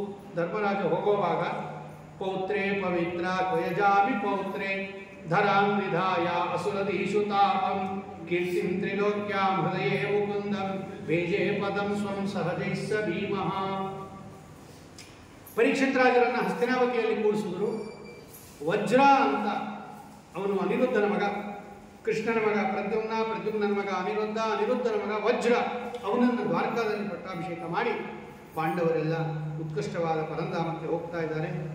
ಪರೀಕ್ಷಿತ್ ರಾಜ ಸಿಂಹಾಸನದಲ್ಲಿ ಕೂತ್ಕೊಂಡ. ಉತ್ತರನ ಮಗಳು ಇರಾವತಿ ಅಂತ ಅವಳನ್ನು ಲಗ್ನ ಮಾಡಿಕೊಂಡ. ಜನಮೇಜಯ ಮೊದಲಾಗಿರ್ತಕ್ಕಂಥ 4 ಜನ ಪುತ್ರರನ್ನು ಪಡೆದ. ಕೃಪಾಚಾರ್ಯರನ್ನ ಪುರೋಹಿತರನ್ನಾಗಿ ಮಾಡಿಕೊಂಡು ಗಂಗಾ ತೀರದಲ್ಲಿ ಭೂರಿ ದಕ್ಷಿಣೆಯನ್ನು ಕೊಟ್ಟು 3 ಅಶ್ವಮೇಧ ಯಾಗ ಮಾಡಿದ. ಇಂತಹ ಪರೀಕ್ಷಿತ್ ರಾಜವೇಷದಲ್ಲಿ ಇದ್ದಂತಹ ಆ ಕಲಿಯನ್ನು, ಗೋಮಿತನಂ, ಆ ಎತ್ತು ಮತ್ತು ಆ ಉತ್ಕೃಷ್ಟವಾದ ಹಸುವನ್ನು ಕಾಲಿಂದ ಒದೀತಾ ಇರತಕ್ಕಂತಹ ಈ ಕಲಿಯನ್ನು ನಿಗ್ರಹ ಮಾಡಿದ ಅಂತ ಸೂತರು ಹೇಳಿದಾಗ ಶೌನಕರು ಕೇಳ್ತಾರೆ, ಕಸ್ಯ ಹೇತು, ಯಾವ ಕಾರಣದಿಂದ ಕಲಿಯನ್ನು ನಿಗ್ರಹ ಮಾಡ್ದ, ಹೆಂಗೆ ಮಾಡ್ದ, ಆ ವಿಷಯವನ್ನು ನಮಗೆ ಹೇಳಬೇಕು ಅಂದಾಗ, ಯದಾ ಪರೀಕ್ಷಿತ್ ಕುರುಜಾಂಗಲೇ ವಸನ್ ಕಲಿಂ ಪ್ರವಿಷ್ಟಂ ನಿಜ ಚಕ್ರವರ್ತಿತೆ. ಪರೀಕ್ಷಿತ್ ರಾಜರು ರಾಜ್ಯಭಾರ ಮಾಡ್ತಾ ಇದ್ದಾಗ ಅವ್ರಿಗೆ ಗೊತ್ತಾಯಿತು ಕಲಿ ಬಂದಿದ್ದಾನೆ, ಕಲಿ ನನ್ನ ರಾಜ್ಯಕ್ಕೆ ಬಂದ್ಬಿಟ್ಟಿದ್ದಾನೆ ಅಂತ. ಯದ್ಯಪಿ ದುರ್ಯೋಧನ ತೊಡೆ ಮುಟ್ಕೊಂಡು ಬಿದ್ದಾಗಲೇ ಕಲಿಯುಗ ಪ್ರಾರಂಭ ಆಗೋಯಿತು. ಆದರೆ ಕೃಷ್ಣ ಮತ್ತು ಭೀಮಸೇನ ದೇವರು ಇದ್ದದ್ದರಿಂದ ಕಲಿ ಇನ್ನ ತನ್ನ ಉಪಟಳವನ್ನು ತೋರಿಸ್ತಾ ಇರಲಿಲ್ಲ, ಸ್ವಲ್ಪ ಹೆದರ್ಕೊಂಡಿದ್ದ. ಯಾವಾಗ ಅವರಿಬ್ಬರು ಪರಂಧಾಮ ಕೊಟ್ಟರು, ಎಲ್ಲ ಕಡೆ ತನ್ನ ವ್ಯಾಪ್ತಿಯನ್ನು ವಿಸ್ತರಿಸಿದ. ಇವನು ರಾಜ್ಯಕ್ಕೆ ಬಂದ. ಗೊತ್ತಾಯಿತು ಇಲ್ಲಿ ಬಂದಿದ್ದಾನೆ ಅಂತ. ಒಳ್ಳೆ ಧನುರ್ಬಾಣಗಳನ್ನು ತಗೊಂಡ, ರಥದಲ್ಲಿ ಕೂತ್ಕೊಂಡ, ಕಲಿಯನ್ನು ನಿಗ್ರಹ ಮಾಡ್ತೀನಿ ಅಂತ ಹೊರಟೇ ಬಿಟ್ಟ ಪರೀಕ್ಷಿತ್ ರಾಜ. ಭದ್ರಾಶ್ವ, ಕೇತುಮಾಲ, ಉತ್ತರ ಕುರುಖಂಡ, ಭಾರತ ಖಂಡ, ಕಿಂಪುರುಷ ಎಲ್ಲ ಖಂಡಗಳಲ್ಲಿ ಸುತ್ತಾಕದ. ಎಲ್ಲೂ ಕಾಣಿಸ್ತಾ ಇಲ್ಲ ಕೈ. ಎಲ್ಲ ಕಡೆ ಭಗವಂತನ ಮಹಿಮಾ, ಕೃಷ್ಣ ಕಥಾ, ಪಾಂಡವರ ಕಥಾ ವರ್ಣನೆ ಮಾಡ್ತಾ ಇದ್ದಾರೆ. ಹಾಗೆಯೇ ಸಂಚಾರ ಮಾಡ್ತಾ ಮಾಡ್ತಾ ಮಾಡ್ತಾ ಮತ್ತೆ ಭಾರತಕ್ಕೆ ಬಂದಾಗ ಸರಸ್ವತಿ ನದಿ ತೀರದಲ್ಲಿ ಒಂದು ಸುಂದರವಾದ ದೃಶ್ಯವನ್ನು ನೋಡಿದ. ಅವನು ಅತ್ಯದ್ಭುತವಾದದ್ದು. ಅದು ಏನದು ಅಂದರೆ, ಒಂದೇ ಕಾಲಿನಲ್ಲಿ ನಿಂತಿರ್ತಕ್ಕಂಥ ಒಂದು ಎತ್ತು, ಅದು ಹೆದರ್ಕೊಂಬಿಟ್ಟಿದೆ. ಮತ್ತು ಕಣ್ಣೀರು ಸುರಿಸ್ತಾ ನಿಂತಿರ್ತಕ್ಕಂಥ ಒಂದು ಹಸು, ಗೋಮಿಥುನ. ಅದೆರಡನ್ನೂ ಕೂಡ ಇವನು ಇನ್ನೊಂದು ಕಾಲನ್ನೂ ಕತ್ತರಿಸ್ಬಿಡ್ಬೇಕು ಅಂತ ಪ್ರಯತ್ನ ಪಡ್ತಾ ಇದ್ದಾನೆ. ನೋಡ್ದ, ಇದ್ಯಾರು ಹಿಂಗೆ ಗೋಮಿಥುನವನ್ನು ಒದೀತಾ ಇದ್ದಾನೆ ಇವನು. ಗೊತ್ತಾಗುತ್ತೆ, ಅದೆರಡು ಪರಸ್ಪರ ಮಾತಾಡ್ಕೋತಾ ಇದೆ. ಯಾಕೆ ಹಿಂಗೆ ಹೇಳ್ತಾ ಇದೆಯಾ, ನಿನ್ನ ಕಾಲು ಏನಾಯಿತು ಅಂತ ಅದಕ್ಕೆ ಹೇಳ್ತಾ ಇದೆ, ಇದು ಉತ್ತರ ಹೇಳ್ತಾ ಇದೆ. ಗೊತ್ತಾಯ್ತು ಇವನೇ ಕಲಿ ಅಂತ. ತೆಗೆದ ಖಡ್ಗ ಇವನು ಪರೀಕ್ಷಿತ್ ರಾಜ. ನಿನ್ನ ಸಂಹಾರ ಮಾಡ್ಬಿಡ್ತೀನಿ ಅಂತ ಖಡ್ಗ ಎತ್ತೇ ಬಿಟ್ಟ. ಆಗ ಅವನು ರಾಜಲಾಂಛನವನ್ನೆಲ್ಲ ಬಿಟ್ಟು ತತ್ಪಾದ ಮೂಲಂ ಶಿರಸಾ ಸಮಗಾತ್, ಭಯ ಬಂದ್ಬಿಡ್ತು ಅವನಿಗೆ ಕಲಿಗೆ. ಅವನ ಪಾದದ ಮೇಲೆ ಬಿದ್ದುಬಿಟ್ಟ, ಖಡ್ಗ ಎಲ್ಲ ಬಿಚ್ಚಾಕ್ಬಿಟ್ಟ, ರಾಜವೇಷ ಎಲ್ಲ ತೆಗೆದ. ಆಗ ಈ ರಾಜ ಹೇಳ್ತಾನೆ, ಪರೀಕ್ಷಿತ್ ರಾಜ, ನತೇ ಗುಡಾಕೇಶ ಯಶೋಧರಾಣ ಬದ್ಧಾಂಜಲೇಭ್ಯೋ ಭಯಮಸ್ತಿ ಕಿಂಚಿತು. ಹೇಳು ಮೇಲೆ, ನಾವು ಪಾಂಡವರ ವಂಶದವರು, ಯಾರು ಶರಣಾಗತರಾಗ್ತಾರೆ ಅವ್ರನ್ನ ಕೊಲ್ಲೋದಿಲ್ಲ ನಾವು, ನಿಂಗೇನು ಭಯ ಇಲ್ಲ ನಮ್ಮಿಂದ, ಹೇಳು. ಆದರೆ ನೀ ಕಲಿ ಅಂತ ಗೊತ್ತಾಯ್ತು, ನೀ ಮಾಡೋ ಕೆಲಸದಿಂದನೇ ಗೊತ್ತಾಯ್ತು. ಹಸು ಮತ್ತು ಎತ್ತನ್ನು ಒದೆಯೋದು ಅಂದ್ರೇನು, ನೀನೇ ಕಲಿ. ನನ್ನ ರಾಜ್ಯದಲ್ಲಿ ನೀನು ಇರಬಾರ್ದು. ಯಾಕೆ ಅಂದರೆ ನೀನಿದ್ದರೆ ಏನು ಮಾಡ್ತೀಯ ಗೊತ್ತಾ, ಮೊದಲು ನನ್ನೊಳಗೆ ಪ್ರವೇಶ ಮಾಡ್ತೇನೆ. ನೀನು ಎಲ್ಲಿರ್ತೀಯೋ ಅಲ್ಲಿ ಲೋಭ, ಸುಳ್ಳು ಹೇಳೋದು, ಕಳ್ಳತನ ಮಾಡೋದು, ಜಗಳ ಆಡೋದು, ತಿರಸ್ಕಾರ ಮಾಡೋದು, ಮೋಹ, ದಂಭ ಎಲ್ಲ ಇರುತ್ತೆ ನಿನ್ನ ಹತ್ರ. ನವರ್ತಿತವ್ಯಂ, ನೀನಿಲ್ಲಿ ಇರಬಾರ್ದು, ನೀನು ಅಧರ್ಮ ಬಂದು ನೀನು. ಇದು ಒಳ್ಳೆ ಕ್ಷೇತ್ರ, ಇದು ಬ್ರಹ್ಮಾವರ್ತ ಅಂತ ಯಜ್ಞಯಾಗಾದಿಗಳು ಮಾಡ್ತಕ್ಕಂಥ ಜಾಗ. ಇಲ್ಲಿ ಇರಬಾರ್ದು ನೀನು, ಹೊಟ್ಟೋಗು. ಅವನು ಕೇಳಿದ, ನಾನು ಎಲ್ಲಿ ಹೋಗಬೇಕು, ನಾನು ಇರಲೇಬೇಕು. ಎತ್ರೈವನೇ ಎತ್ತೋಗಸ, ಅವನು ಕೆಲಸ ಮಾಡು. ನಾನು ಎಲ್ಲೆಲ್ಲಿ ಹೋದ್ರು ನಿನ್ನ ರಾಜ್ಯದಲ್ಲಿ ನೀನೇ ಕಾಣಿಸ್ತೀವ, ಎಲ್ಲೋದ್ರೂ ನೀನೇ ಇದೆಯಾ ರಾಜ. ನಾನು ಎಲ್ಲಿ ಹೋಗ್ಬೇಕು, ನೀನೇ ಒಂದು ಜಾಗವನ್ನು ನಿಯತ ಮಾಡಿಬಿಡು.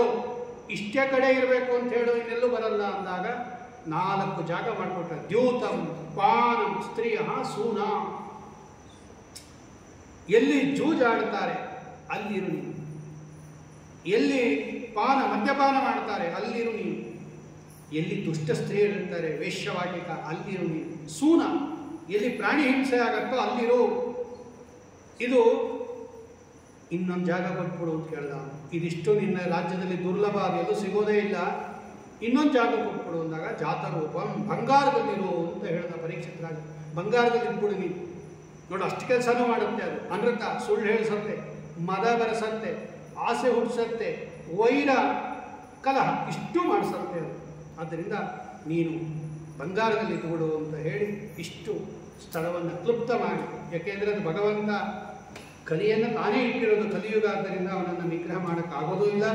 ಇಷ್ಟು ಮಾಡಿದ್ದೋ ಭಗವಂತನ ಅನುಗ್ರಹದಿಂದಲೇ. ಆದ್ದರಿಂದ ಬರೀ ನಿಗ್ರಹ ಮಾಡಿದ್ನೇ ಹೊರತು ಸಂಹಾರ ಮಾಡಲಿಲ್ಲ. ಇಷ್ಟೇ ಕಡೆ ಇರಬೇಕು ಅಂತ ಅವನನ್ನು ಕ್ಲುಪ್ತ ಮಾಡಿ ವಾಪಸ್ಸು ಬರ್ತಾ ಇದ್ದಾನೆ. ಒಂದು ದಿವಸ ಬೇಟೆಗೆ ಹೊರಟ, ಒಂದು ಮೃಗವನ್ನು ಹಿಂಬಾಲಿಸಿದ, ದೂರ ಹೋಗೋಯ್ತು. ಇವನು ಅಟ್ಟಿಸ್ಕೊಂಡು ಹೋದ. ಪರೀಕ್ಷಿತ ರಾಜ ಅಭೂತಪೂರ್ವ ಬಾಯಾರಿಕೆ ಆಗೋಯ್ತು. ಇವನಿಗೆ ನೀರು ಬೇಕಾಯಿತು. ಸುತ್ತಲೂ ನೋಡ್ದ, ಎಲ್ಲೂ ಜಲಾಶಯನೇ ಇಲ್ಲ, ಸರೋವರ ಇಲ್ಲ. ಏನಾಯಿತು? ಗಂಟ್ಲೆಲ್ಲ ಒಣಗುತ್ತಾ ಇದೆ, ನೀರು ಬೇಕಾಯಿತು. ಒಂದು ಆಶ್ರಮ ನೋಡ್ದ. ದದೃಶೇ ಮುನಿವಾಸೀನ ಪ್ರವಿವೇಶ, ಅದರೊಳಗೆ ಹೋದ. ನೋಡ್ತಾನೆ, ಅಲ್ಲೊಬ್ಬ ಮುನಿಗಳು ಕೂತಿದ್ದಾರೆ, ಶಾಂತರಾಗಿದ್ದಾರೆ, ಕಣ್ಣು ಮುಚ್ಕೊಂಡ್ಬಿಟ್ಟಿದ್ದಾರೆ, ಎಲ್ಲ ಇಂದ್ರಿಯಗಳನ್ನು ತಮ್ಮ ಕಡೆ ಎಳ್ಕೊಂಡ್ಬಿಟ್ಟಿದ್ದಾರೆ. ಅವರು ಮೂರೂ ಅವಸ್ಥಾವನ್ನು ಬಿಟ್ಟು ಉತ್ತಮ ಸಮಾಧಿ ಅವಸ್ಥೆ ಹೊರಟೋಗಿದ್ದಾರೆ. ಅವರು ಬ್ರಹ್ಮಭೂತಂ, ಪರಮಾತ್ಮನಲ್ಲೇ ನೆಟ್ಟ ಮನಸ್ಸುಳ್ಳವರಾಗಿದ್ದಾರೆ. ಅವ್ರಿಗೆ ಗೊತ್ತೇ ಇಲ್ಲ. ಅವರಿಗೆ ಕಣ್ಣು ಮುಚ್ಕೊಂಡು ಕೂತ್ಕೊಂಡ್ಬಿಟ್ಟಿದ್ದಾರೆ, ಧ್ಯಾನ ಮಾಡ್ತಾ. ಇವ್ರು ಬಂದಿದ್ದೂ ಗೊತ್ತಿಲ್ಲ. ಇವನಿಗೆ ಅವಜ್ಞಾತ, ನನ್ನನ್ನು ಇವರು ತಿರಸ್ಕಾರ ಮಾಡ್ತಾ ಇದ್ದಾರೆ ಎನ್ನೋ ಬುದ್ಧಿ ಬಂದ್ಬಿಡ್ತೀವಿ. ಇವನಿಗೆ ಮೊದಲೇ ಬಾಯಾರಿಕೆ ಆಗಿತ್ತು, ಅಲಬ್ಧ ತೃಣ.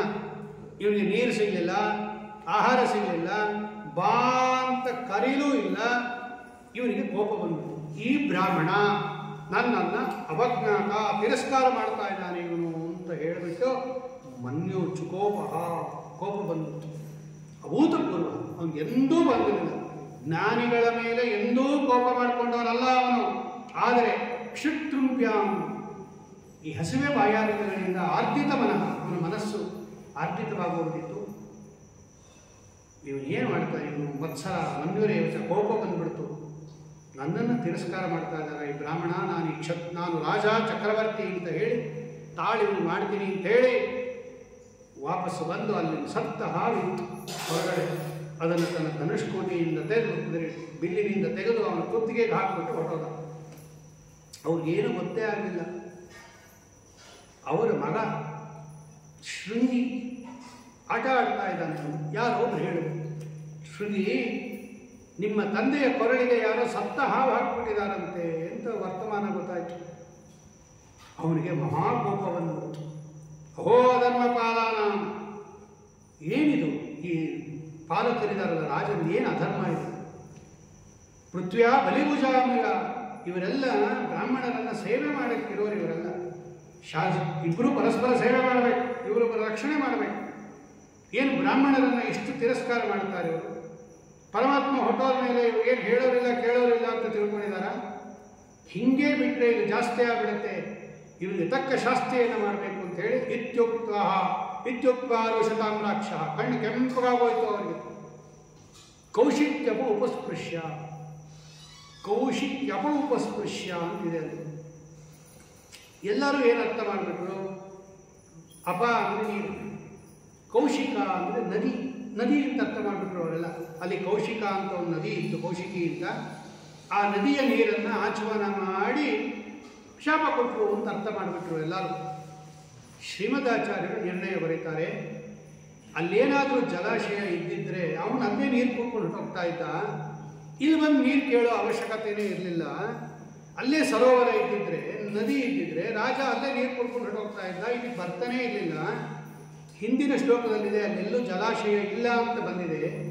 ಹಾಗಾಗಿ ಕೌಶಿಕ ಅನ್ನೋದಕ್ಕೆ ನದಿ ಅಂತ ಅರ್ಥ ಮಾಡಬಾರದು.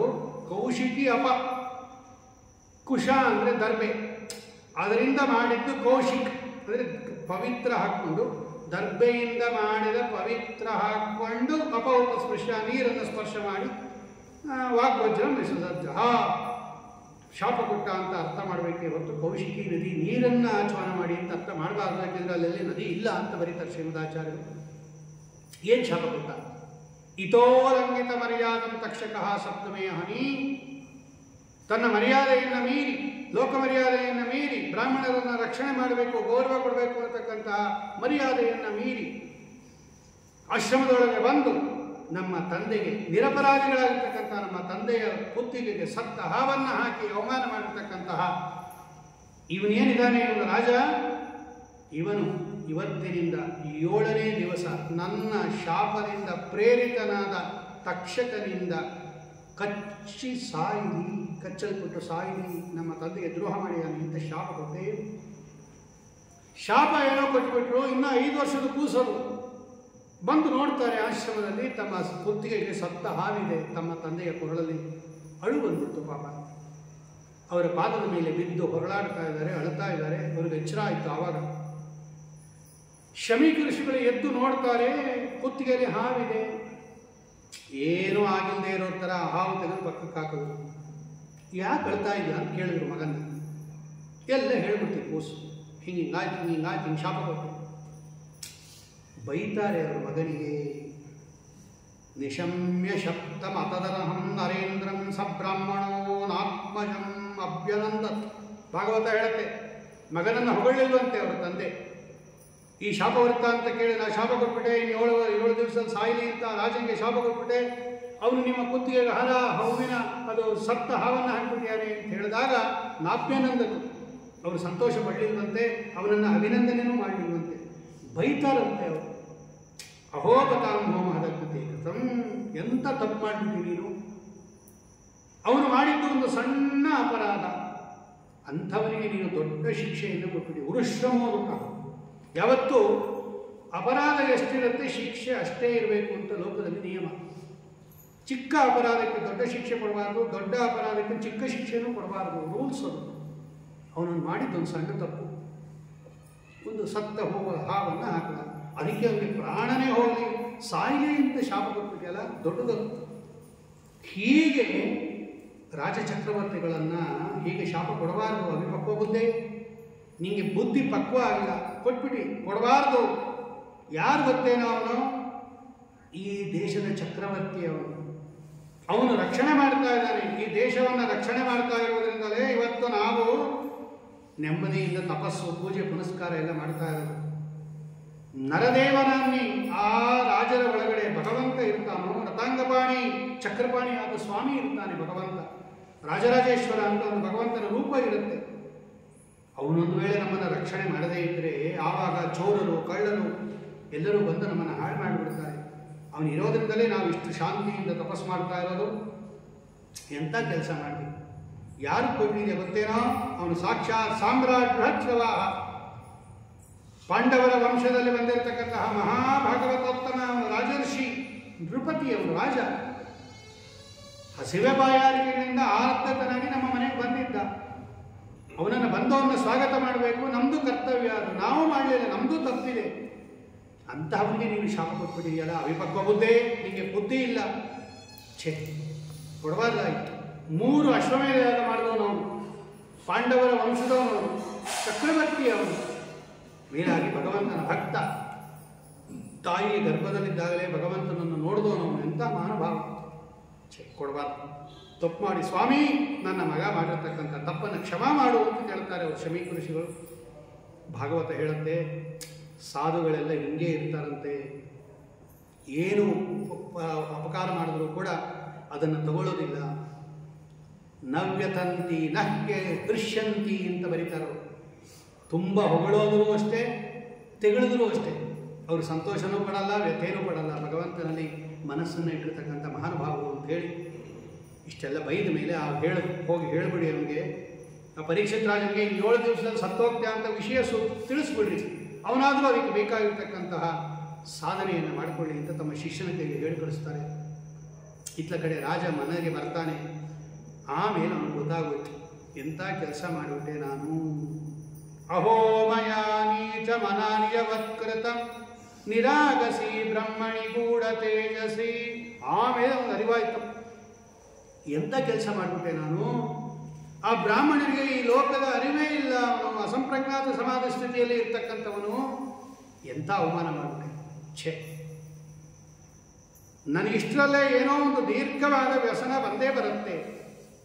ಇವತ್ತೇ ರಾಜ್ಯ, ಕೋಶ ಎಲ್ಲ ಬ್ರಾಹ್ಮಣರ ಕುಲದಿಂದ ಕೋಪಗೊಂಡಿರ್ತಕ್ಕಂಥ ಬ್ರಾಹ್ಮಣರ ಕುಲಕ್ಕೆ ಸಿಕ್ಕಿ, ಅವರ ಕೋಪಕ್ಕೆ ಸಿಕ್ಕಿಸಿ ಹತ್ತೋಗ್ಲಿಲ್ಲ, ದಗ್ಧವಾಗೋಗ್ಬಿಡಲಿ. ನಿಜವಾಗಲೂ ಇದು ಪರಮಾತ್ಮನಿಗೆ ಮಾಡಿರ್ತಕ್ಕಂಥ ದ್ರೋಹ. ಅವರೆಲ್ಲ ಪರಮಾತ್ಮನ ಅಧಿಷ್ಠಾನ ಅವರು. ಅಷ್ಟೊತ್ತಿಗೆ ಬಂದು ಪಶ್ಚಾತ್ತಾಪ ಪಟ್ಟ ಅವನು. ಅದಕ್ಕೆ ವಿಷ್ಣುತೀರ್ಥರು ಭಾಗವತ ಸಾರೋದ್ಧಾರದಲ್ಲಿ ರಾಜವಿರಾಗ ಪ್ರಕರಣ ಅಂತ ಬರೀತಾರೆ. 2ನೇ ಪ್ರಕರಣ ರಾಜವಿರಾಗ ಪ್ರಕರಣ. ಪರೀಕ್ಷಿತ್ ರಾಜನಿಗೆ ಬಂದ ವೈರಾಗ್ಯ ಅದು ಸುಮ್ಮನೆ ಬಂದದ್ದಲ್ಲ, ಅದು ಅಭಾವ ವೈರಾಗ್ಯ ಅಲ್ಲ, ಅತ್ಯಂತ ಶ್ರೇಷ್ಠವಾದ ವೈರಾಗ್ಯ. ಅವರೆಷ್ಟು ಪಶ್ಚಾತ್ತಾಪ ಪಟ್ಟಿದ್ದಾರೆ ಮುಂದೆ. ಇವತ್ತೇ ನನ್ನ ರಾಜ್ಯ, ಕೋಶ, ಆನೆ, ಕುದುರೆ, ರಥ, ಕಾಲಾಡು ಎಲ್ಲ ಆ ಬ್ರಾಹ್ಮಣರ ಶಾಪದಿಂದ ದಗ್ಧವಾಗಲಿ ಅಂತ ಅವನು ಅಪೇಕ್ಷೆ ಪಡ್ತಾ ಇದ್ದಾನೆ. ಅಷ್ಟೊತ್ತಿಗೆ ಬಂದು ಹೇಳ್ದ, ನಿಮ್ಗೆ ಶಾಪ ಬಂದ್ಬಿಟ್ಟಿದೆ, ಸಾಧು ಮೇ. ಅವನು ಹೇಳ್ದ, ಇದು ಯೋಗ್ಯವಾಗಿದೆ, ಸಾಧು, ಇದು ನನಗಾಗಬೇಕಾಗಿತ್ತು ಈ ಶಿಕ್ಷೆ, ಇನ್ನೊಮ್ಮೆ ಇಂಥ ಕೆಲಸ ಮಾಡಬಾರ್ದು ಅಂತ ಹೇಳಿ ವೈರಾಗ್ಯವನ್ನು ತಾಳಿ ಸೀದ ಗಂಗಾ ಪ್ರವಾಹಕ್ಕೆ ಬರ್ತಾ ಇದ್ದಾನೆ. ನಾನಿನ್ನಿಲ್ಲಿರಲ್ಲ ಅಂತ ಹೇಳಿ ರಾಜಲಾಂಛನವನ್ನು ತೆಗೆದು ನಾರುಮಡಿ ಉಡ್ತಕ್ಕಂಥವನಾಗಿ ಪ್ರಾಯೋಪವೇಶವನ್ನು ಕೈಗೊಳ್ತಾ ಇದ್ದಾನೆ. ರಾಜ ಯಾವಾಗ ಪ್ರಾಯೋಪವೇಶ ಕೈಗೊಂಡ, ಇನ್ನು 7 ದಿವಸಕ್ಕೆ ಮರಣ ಹೋಗ್ತೀನಿ, ಇನ್ಮೇಲೆ ಇನ್ನೇನು ಈ ರಾಜ್ಯ ಏನು, ಕೋಶ ಏನು ಅಂತೆಲ್ಲ ಬಿಟ್ಟು ಬಂದ. ಗಂಗಾ ನದಿ ಅತ್ಯಂತ ಪವಿತ್ರವಾದ ನದಿ, ಅದು ಭಗವಂತನ ಪಾದೋದಕ, ಭಗವಂತನ ಪಾದಕ್ಕೆ ಇರ್ತಕ್ಕಂಥ ಧೂಳನ್ನು, ತುಳಸಿಯನ್ನು ತರತಕ್ಕಂತಹ ನದಿ ಅದು. ಅಲ್ಲಿ ಪ್ರಾಯೋಪವೇಶ ಕೈಗೊಳ್ತಾ ಇದ್ದಾನೆ. ಯಾವಾಗ ರಾಜ ಪ್ರಾಯೋಪವೇಶ ಕೈಗೊಂಡಿದ್ದಾನೆ ಅಂತ ಗೊತ್ತಾಯಿತು, ಋಷಿಗಳೆಲ್ಲ ದಂಡಾಗಿ ಬರ್ತಾ ಇದ್ದಾರೆ ಅಲ್ಲಿ. ಅತ್ರಿ, ವಸಿಷ್ಠ, ಚವನ, ಶರದ್ವಾನ್, ಪರಾಶರ, ಗಾದಿಸುತ, ಪರಾಶರ, ರಾಮ, ಉಚತ್ಯ, ಇಂದ್ರಪ್ರಮತಿ, ಮೇಧಾತಿಥಿ, ದೇವಲ, ಆಷ್ಟಿಶೇಯ, ಭರದ್ವಾಜ, ಮುದ್ಗಲ, ಗೌತಮ ಎಲ್ಲರನ್ನು ಕೂಡಿಸ್ತ. ನಾ ಎಲ್ಲ ಎಂಥ ಧನ್ಯನ, ನಿಮ್ಮಂತಹವರ ಉತ್ಕೃಷ್ಟವಾದ ದರ್ಶನ ಆಯಿತು ಅಂತ್ಯಕಾಲದಲ್ಲಿ ಅಂತ ಹೇಳಿ ದರ್ಬೆ ಮೇಲೆ ಕೂತ್ಕೊಂಡು ಉದನ್ಮುಖ ಉತ್ತರಾಭಿಮುಖವಾಗಿ ಕೂತ್ಕೊಂಡು ಅವನು ಕೇಳ್ತಾನೆ, ನೀವೆಲ್ಲ ಎಂಥ ಮಹಾನುಭಾವರು, ಸ್ವಾಗತ ನಿಮಗೆ. ಒಬ್ಬ ಮರಣೋನ್ಮುಖನಾದ ವ್ಯಕ್ತಿ ಏನು ಮಾಡಬೇಕು ದಯವಿಟ್ಟು ಹೇಳ್ರಿ, ನೀವೆಲ್ಲ ಇಲ್ಲೇ ಇರ್ರಿ, ಇವತ್ತು ನೀವೆಲ್ಲ ನಾನು ಪ್ರಾಣ ಹೋಗೋದಕ್ಕ ಇಲ್ಲೇ ಇರ್ರಿ, ಗಂಗಾ ನದಿ ನನಗೆ ದರ್ಶನವನ್ನು ಕೊಡಲಿ, ಸಾಕ್ಷಾತ್ತಾಗಿ ಬಂದು ಒಬ್ಬನು ಕೇಳ್ತಾನೆ, ನೀವೆಲ್ಲ ಇರಬೇಕು, ಉತ್ಕೃಷ್ಟವಾಗಿರ್ತಕ್ಕಂಥ ರೀತಿಯಲ್ಲಿ ಇರಲಿ ಅಂತ ಹೇಳಿದಾಗ ಆಗ ಅಲ್ಲಿಗೆ ಶುಕಾಚಾರ್ಯರು ಬರ್ತಾ ಇದ್ದರು. ತದ್ರಾಭವದ್ ಭಗವನ್ ವ್ಯಾಸಪುತ್ರ ಯದೃಚ್ಛಯ ಗಾಮಟಮಾನು ಅನಪೇಕ್ಷ ಅಲಕ್ಷಲಿಂಗೋ ನಿಜಲಾವದೃಷ್ಟ ಮೃತಶ್ಚ ಮಾಲೈರವಧೂತವೇಷ. ಶುಕಾಗಮನ ಪ್ರಕರಣ ಅಂತ 3ನೇ ಪ್ರಕರಣ ಭಾಗವತ ಸಾರೋದ್ಧಾರದಲ್ಲಿ. ಒಬ್ಬ ಮನುಷ್ಯನಿಗೆ ವೈರಾಗ್ಯ ಬಂದ ಮೇಲೆ ಮುಂದೇನು, ವಾಟ್ ಈಸ್ ನೆಕ್ಸ್ಟ್ ಅಂದಾಗ ಶುಕಾಗಮನ. ಭಗವಂತ ಅವರ ಬಳಿಗೆ ಜ್ಞಾನಿಗಳನ್ನು ಕಳಿಸ್ತಾನೆ, ಗುರುಗಳನ್ನು ಕಳಿಸ್ತಾನೆ ಎನ್ನುವುದಕ್ಕೆ ಶುಕಾಚಾರ್ಯರು ಬರ್ತಾ ಇದ್ದಾರೆ. ವ್ಯಾಸಪುತ್ರ ಭಗವಾನ್ ಯದೃಚ್ಛಯ, ಇವನೇನು ಕರೆದಿರಲಿಲ್ಲ ಅವ್ರನ್ನ, ಯದೃಚ್ಛಯ ಅಂದರೆ ಭಗವಂತನ ಇಚ್ಛೆಯಿಂದ ಬರ್ತಾ ಇದ್ದಾರೆ ಅವರು. ಅಲಕ್ಷಲಿಂಗ, ಅವ್ರು ಯಾವ ಆಶ್ರಮಕ್ಕೆ ಸೇರಿದವರು ಅಂತ ಗುರುತೇ ಇಲ್ಲ ಅವರು. ನಿಜಲ ಆವತುಷ್ಟ, ಭಕ್ತಿ ಎನ್ನತಕ್ಕಂತಹ ಲಾಭವನ್ನು ಪಡೆದು ಅದರಿಂದ ಸಂತೋಷ ಪಡ್ತಕ್ಕಂಥವರು. ಅನಪೇಕ್ಷ, ಏನು ಅಪೇಕ್ಷೆ ಪಟ್ಟಿಲ್ಲ ಅವರು. ಅಂತಹ ವೈರಾಗ್ಯ ಶಿಖಾಮಣಿಗಳು ಶುಕಾಚಾರ್ಯರು. ಯಾಕೆಂದರೆ ರಾಜ ಪ್ರಾಣ ಹೋಗುತ್ತೆ, ಮರಣೋನ್ಮುಖನಾಗಿದ್ದಾನೆ, ದಾನ ಕೊಡ್ತಾನೆ, ನನಗೂ ಏನಾದರೂ ಒಂದು ದೊಡ್ಡ ದಾನ ಕೊಡ್ತಾನೆ ಅಂತ ದಾನದ ಅಪೇಕ್ಷೆಯಿಂದ ಬಂದವರಲ್ಲ ಅವರು. ಅನಪೇಕ್ಷ, ಏನೂ ಅಪೇಕ್ಷೆ ಇಲ್ಲ ಅವರು. ಯಾಕೆ ಅನಪೇಕ್ಷ? ಅನ ಅಂತ ಮುಖ್ಯ ಪ್ರಾಣದೇವರ ಹೆಸರು. ಅನ ಅಂದರೆ ಮುಖ್ಯ ಪ್ರಾಣದೇವರು, ಅವರಿಗೆ ಪ ಅಂದರೆ ಪತಿ, ಅನಪ ಅಂದರೆ ಮುಖ್ಯ ಪ್ರಾಣದೇವರಿಗೆ ಸ್ವಾಮಿಯಾದವನು ಶ್ರೀಹರಿ, ಅವನಲ್ಲಿ ಈಕ್ಷಾ ಜ್ಞಾನವುಳ್ಳವರು, ಅದಕ್ಕೆ ಅವ್ರಿಗೆ ಅನಪೇಕ್ಷ ಅಂತ ಹೆಸರು. ಅದು ಹೇತುವದ್ಭಾವ ಅಂತ ಹೇಳ್ತಾರೆ, ಅಂದರೆ ಹೇತುಗರ್ಭ ವಿಶೇಷಣ ಅಂತ. ಅವರಿಗೆ ಅನಪೇಕ್ಷ. ಯಾವ ಪದಾರ್ಥದ ಮೇಲೆ ಶುಕಾಚಾರ್ಯರಿಗೆ ಅಪೇಕ್ಷೆ ಇರಲಿಲ್ಲ, ಯಾಕೆ ಅವರು ಅನಪೇಕ್ಷ ಅಂದರೆ ಭಗವಂತನನ್ನು ಯಾವಾಗಲೂ ಚಿಂತನೆ ಮಾಡ್ತಾ ಇದ್ರು ಅಂತ. ಅದು ಅದಕ್ಕೆ ಕಾರಣ. ಎಂತಹ ಮಹಾನುಭಾವ. ಇಷ್ಟೇ ವಯಸ್ಸಾದರೂ ಕೂಡ ಅವರು 16 ವರ್ಷದ ಸುಂದರ ಪ್ರಾಯದಂತೆ ಇರೋರಂತೆ ನೋಡಿ. ತಮ್ದ್ಯಷ್ಟ ವರ್ಷಂ ಸುಕುಮಾರ ಪಾದ ಕರೋರು ಬಾಹ್ವಾಂಸ ಕಪೋಲ ಗಾತ್ರಂ. ಒಳ್ಳೆ ಎಳೆ ಕೈಗಳು, ಕಾಲುಗಳು, ಒಳ್ಳೆ ಬಾಹುಗಳು, ಸುಂದರವಾದ ಕೆನ್ನೆಗಳು, ಸುಂದರವಾದ ದೇಹ, ಸುಂದರವಾದ ಕಣ್ಣುಗಳು, ಎರಡೂ ಸಮಾನವಾಗಿರ್ತಕ್ಕಂಥ ಕಿವಿಗಳು, ಸುಬ್ರಹ್ಮಣ್ಯಂ ಸುಂದರವಾದ ಮುಖ, ಒಳ್ಳೆ ಕಂಠ, ಕಂಬು ಕಂಠ, ನಿಗೂಢ ಜತ್ರಂ. ಈ ಭಾಗ ಇದೆಯಲ್ಲ ಅದು ಹಳ್ಳ ಇರಬಾರ್ದು, ಎತ್ತರ ತುಂಬಿರಬೇಕು ಅದಕ್ಕೆ. ಆಮೇಲೆ ಪೃಥುತುಂಗ ವಕ್ಷಸಂ, ಎದೆ ಎತ್ತಿ ಇರಬೇಕದು, ಅಲ್ಪ ಉದರ ಇರಬೇಕು. ಆವರ್ತನಾಭಿ, ಒಳ್ಳೆ ಆಳವಾದ ಹೊಕ್ಕಳಿರೋರು, ಒಲ್ಗೂದಳು, 3 ಒಲೆಗಳಿಂದ ಕೂಡಿರ್ತಕ್ಕಂಥ ಉದರ, ದಿಗಂಬರರಾಗಿದ್ದಾರೆ, ಗುಂಗುರು ಕೂದಲಿಂದ ಕೂಡಿದ್ದಾರೆ, ಉದ್ದವಾದ ಕೈಗಳಿದ್ದಾರೆ, ಒಳ್ಳೆ ಅಮರೋತ್ತಮ ಭವಂ, ದೇವತಾ ಶ್ರೇಷ್ಠರಾಗಿರ್ತಕ್ಕಂಥವರು. ಶ್ಯಾಮಂ, ಒಳ್ಳೆ ಬಿಳಿ ಬಣ್ಣ, ಸದಾ ಅವಿಚ್ಛ. ಅವಿಚ್ಛ ಅಂದರೆ 16 ವರ್ಷದ ಪ್ರಾಯ. ಅವಿಚ್ಛ ಅಥವಾ ಅಭಿಚ್ಛ ಅಂತ ಕರೆದರೆ ಯಾವುದು ಅಂತ ಪ್ರಶ್ನೆ ಬಂತು. ಅಂದರೆ ಅಪಿಚ್ಛ ವಯಸ್ಸು ಶುಕಾಚಾರ್ಯರಿಗೆ ಅಂತಿದೆ ಭಾಗವತ. ಅಪಿಚ್ಛ ಅಂದರೆ ಏನು ಅಂತ ಪ್ರಶ್ನೆ. ಎಲ್ಲ ವ್ಯಾಖ್ಯಾನಕಾರರು ಏನು ಮಾಡಿಬಿಟ್ರು, ಅಪೀಚ್ಛ ಅಂದರೆ ಏನೇನೋ ಅರ್ಥ ಮಾಡಿಬಿಟ್ರು, ಸುಂದರವಾದದ್ದು, ಮನೋಹರವಾದದ್ದು ಅಂತ. ಶ್ರೀಮದಾಚಾರ್ಯ ಹೇಳ್ತಾರೆ, ಅಪೀಚ್ಛ ಅಂದರೆ ಬಾಲ್ಯ ಯೌವನಯೋ ಮಧ್ಯಕಾಲ ಅಪೀಚ್ಛ ಇತ್ಯುಚ್ಯತೆ. ಬಾಲ್ಯಾವಸ್ಥೆ ದಾಟಿರಬೇಕು, ಯೌವನಾವಸ್ಥೆ ಬಂದಿರಬಾರ್ದು. ಆ ಮಧ್ಯಕಾಲಕ್ಕೆ ಅಪೀಚ್ಛ ಅಂತ ಕರೀತಾರೆ. ಅಂದರೆ 6 ವರ್ಷ ದಾಟಿರಬೇಕು, 20 ವರ್ಷ ಬಂದಿರಬಾರ್ದು. ಆ ಮಧ್ಯ ವಯಸ್ಸಿದೆಯಲ್ಲ 16 ವರ್ಷ, ಅದಕ್ಕೆ ಅಪೀಚ್ಛ ಅಂತ ಕರೀತಾರೆ ಅಂತ ಹೇಳಿ ಅಂತಹ ಅಪೀಚ್ಛ ವಯ ಯಾವುದು ಎಲ್ಲರೂ ತೋರಿಸುದು. ರಾಜ ಶುಕಾಚಾರ್ಯ ಬರ್ತಾ ಇದ್ದಾರೆ ಎಂದಾಗ ನೋಡಿರಲಿಲ್ಲ ಅವನು. ಪರೀಕ್ಷಿತ್ ರಾಜ ಹೇಳಿ ಕಳಿಸಿರ್ಲೂ ಇಲ್ಲ, ಅಲಾರದೆ ಬಂದವರು, ಭಗವಂತನ ಇಚ್ಛೆಯಂತೆ ಬಂದವರು. ಅವರೆಲ್ಲ ಹೇಳ್ತಾರೆ ಶುಕಾಚಾರ್ಯರು ಬಂದರು, ಅವ್ರು ಯಾರು ಹುಚ್ಚರಂತೆ ಇದ್ರು. ಎಷ್ಟೋ ಜನ ಸ್ತ್ರೀಯರು ಮಕ್ಕಳು ಎಲ್ಲ ಹಿಂದೆ ಬಂದು ಅವರನ್ನು ಆಡ್ಕೊಂಬೋದಾಗಲಿ ಅಥವಾ ಅವರಿಗೆ ಅಲಕ್ಷಲಿಂಗ ಯಾರು ಅಂತ ಗೊತ್ತಿಲ್ಲದೇನೆ ತಿರಸ್ಕಾರ ಮಾಡ್ತಾ ಇದ್ರು ಅವರನ್ನ. ಅವರೆಲ್ಲ ಹೊರಟೋದು. ರಾಜ ತಾನೇ ಬಂಗಾರದ ತಟ್ಟೆಯಲ್ಲಿ ಪೂಜಾ ಸಾಮಗ್ರಿಗಳನ್ನು ತಗೊಂಡು ಕೂಡಿಸಿ ಅವರನ್ನು ಪೂಜೆ ಮಾಡ್ತಾ ಇದ್ದಾನೆ, ನಮಸ್ಕಾರ ಮಾಡ್ತಾ ಇದ್ದಾನೆ. ಆಗ ಅವರೆಲ್ಲ ಹುಡುಗರು ಹೆಣ್ಣುಮಕ್ಕಳೆಲ್ಲ ಹೊರಟೋರು, ಯಾರೋ ಮಹಾನುಭಾವರು ಅಂತ ತಿಳ್ಕೊಂಡು ಸುಂದರವಾದ ಆಸನದಲ್ಲಿ ಕೂಡಿಸಿ ಪ್ರಶಾಂತ ಮಾಸೀನ ಮಕುಂಠ ಮೇಧಸಂ ಮುನಿಂ ನೃಪೋ ಭಗವತೋದ್ಯುಪೇತ್ಯ. ಪ್ರಶಾಂತರಾಗಿ ಸಿಂಹಾಸನದಲ್ಲಿ ಕೂತಿರತಕ್ಕಂತಹ ಮುನಿಗಳ ಹತ್ರ ರಾಜ ಬಂದು ತಲೆ ಇಟ್ಟು ನಮಸ್ಕಾರ ಮಾಡಿ ಪಾದದ ಮೇಲೆ ಕೈ ಜೋಡಿಸಿ ಕೇಳ್ತಾನೆ, ಮಹೋತ್ತ ವಯಂ ಬ್ರಹ್ಮನ್, ಏನು ಪುಣ್ಯ ಮಾಡಿದ್ದೆ ನಾವಿವತ್ತು. ನಿಮ್ಮಂತಹ ಅವರ ಜ್ಞಾನಿಗಳ ಅತಿಥಿ ರೂಪದಿಂದ ಬಂದಿದ್ದೀರಾ. ನಿಮ್ಮ ಸ್ಮರಣೆ ಮಾತ್ರದಿಂದಲೇ ಪಾಪ ಪರಿಹಾರ ಆಗುತ್ತೆ, ಮನೆ ಶುದ್ಧಿ ಆಗುತ್ತೆ. ನಿಮ್ಮ ದರ್ಶನ, ಸ್ಪರ್ಶನ, ಪಾದ ಪ್ರಕ್ಷಾಳನೆ, ಇನ್ನೇನು ಹೇಳಬೇಕು. ನಮ್ಮ ತಂದೆಗಳಾದ, ನಮ್ಮ ತಾತಂದಿರಾದ ಪಾಂಡವರ ಪುಣ್ಯ ಇದು. ಇಲ್ಲೇ ನಿಮ್ಮಂಥವ್ರು ಸಾಯೋ ಕಾಲಕ್ಕೆ ಬರೋದು ಅಂದರೆ ಏನರ್ಥ? ಬಂದಿದ್ದೀರಾ. ಅತಃ ಪೃಚ್ಛಾಮಿ ಸಂಸಿದ್ಧಂ. ನಾನು ನಿಮ್ಮನ್ನು ಪ್ರಶ್ನೆ ಮಾಡ್ತಾ ಇದ್ದೀನಿ, ಒಬ್ಬ ಮರಣೋನ್ಮುಖರಾಗಿರ್ತಕ್ಕಂತಹ ವ್ಯಕ್ತಿ ಏನನ್ನು ಕೇಳಬೇಕು, ಏನು ಜಪ ಮಾಡಬೇಕು, ಏನು ಕರ್ತವ್ಯ ಮಾಡಬೇಕು, ಏನು ಸ್ಮರಣೆ ಮಾಡಬೇಕು, ಏನನ್ನ ಭಜನೆ ಮಾಡಬೇಕು, ಇದನ್ನು ದಯವಿಟ್ಟು ಹೇಳಿ. ನಂಗೆ ಗೊತ್ತು ನೀವು ಒಂದು ಗೋದೋಹನ ಪರ್ಯಂತ ಒಬ್ಬರ ಮನೆಯಲ್ಲಿ ಇರೋರಲ್ಲ ಅಂತ ಗೊತ್ತು ನನಗೆ, ಆದರೂ ನಾನು ನಿಮ್ಮನ್ನು ಕೇಳ್ತಾ ಇದ್ದೀನಿ, ದಯಮಾಡಿ ಹೇಳಿ ಎಂದಾಗ ಶುಕಾಚಾರ್ಯರು ಒಳ್ಳೆ ಸುಂದರವಾದ ಕಂಠ, ಗಿಣಿ, ಶುಕ ಅಂದರೆ ಗಿಣಿ, ಎಷ್ಟು ಚೆನ್ನಾಗಿ ಮಾತಾಡುತ್ತೆ ಗಿಣಿಯನ್ನು, ಹಾಗೆ ಸುಂದರವಾದ ಕೇಳಕ್ಕೆ ಇಂಪಾಗಿರತಕ್ಕಂತಹ ಮಾತನ್ನು ಆಡ್ತಾರೆ ಶುಕಾಚಾರ್ಯರು. ವರೀಯಾನೇಶತೆ ಪ್ರಶ್ನ ಕೃತೋ ಲೋಕಹಿತಂ ನೃಪ ಆತ್ಮವಿಸ್ಸಮ್ಮತಃ ಪುಂಸಾಂ ಶ್ರೋತವ್ಯಾದಿಶಯ ಪರಃ. ಎಂಥ ಒಳ್ಳೆ ಪ್ರಶ್ನೆ ಮಾಡಿದ್ರು ರಾಜನ್. ನೀನು ನೃಪ, ನೀನು ರಾಜ, ನೀನು ರಾಜ ಏನು ಮಾಡಿದ್ರು ಕೂಡ ಪ್ರಜೆಗಳಿಗೆ ಅನುಕೂಲವಾಗಿರೋದೇ ಮಾಡೋದು. ನೀನೇನು ಪ್ರಶ್ನೆ ಕೇಳಿದಿ ಅದು ನಿನ್ನೊಬ್ಬನಿಗಲ್ಲ, ಮರಣೋನ್ಮುಖನಾದ ವ್ಯಕ್ತಿ ಏನು ಮಾಡಬೇಕು. ಯಾಕೆಂದರೆ ಮರಣ ಎಲ್ಲರಿಗೂ ಬರುತ್ತೆ, ನೀನು ಒಬ್ಬನಿಗೆ ಅಲ್ಲ, ಎಲ್ಲರಿಗೂ ಬರುತ್ತೆ. ನೀ ಕೇಳಿರ್ತಕ್ಕಂಥ ಪ್ರಶ್ನೆ ಒಳ್ಳೆಯದು.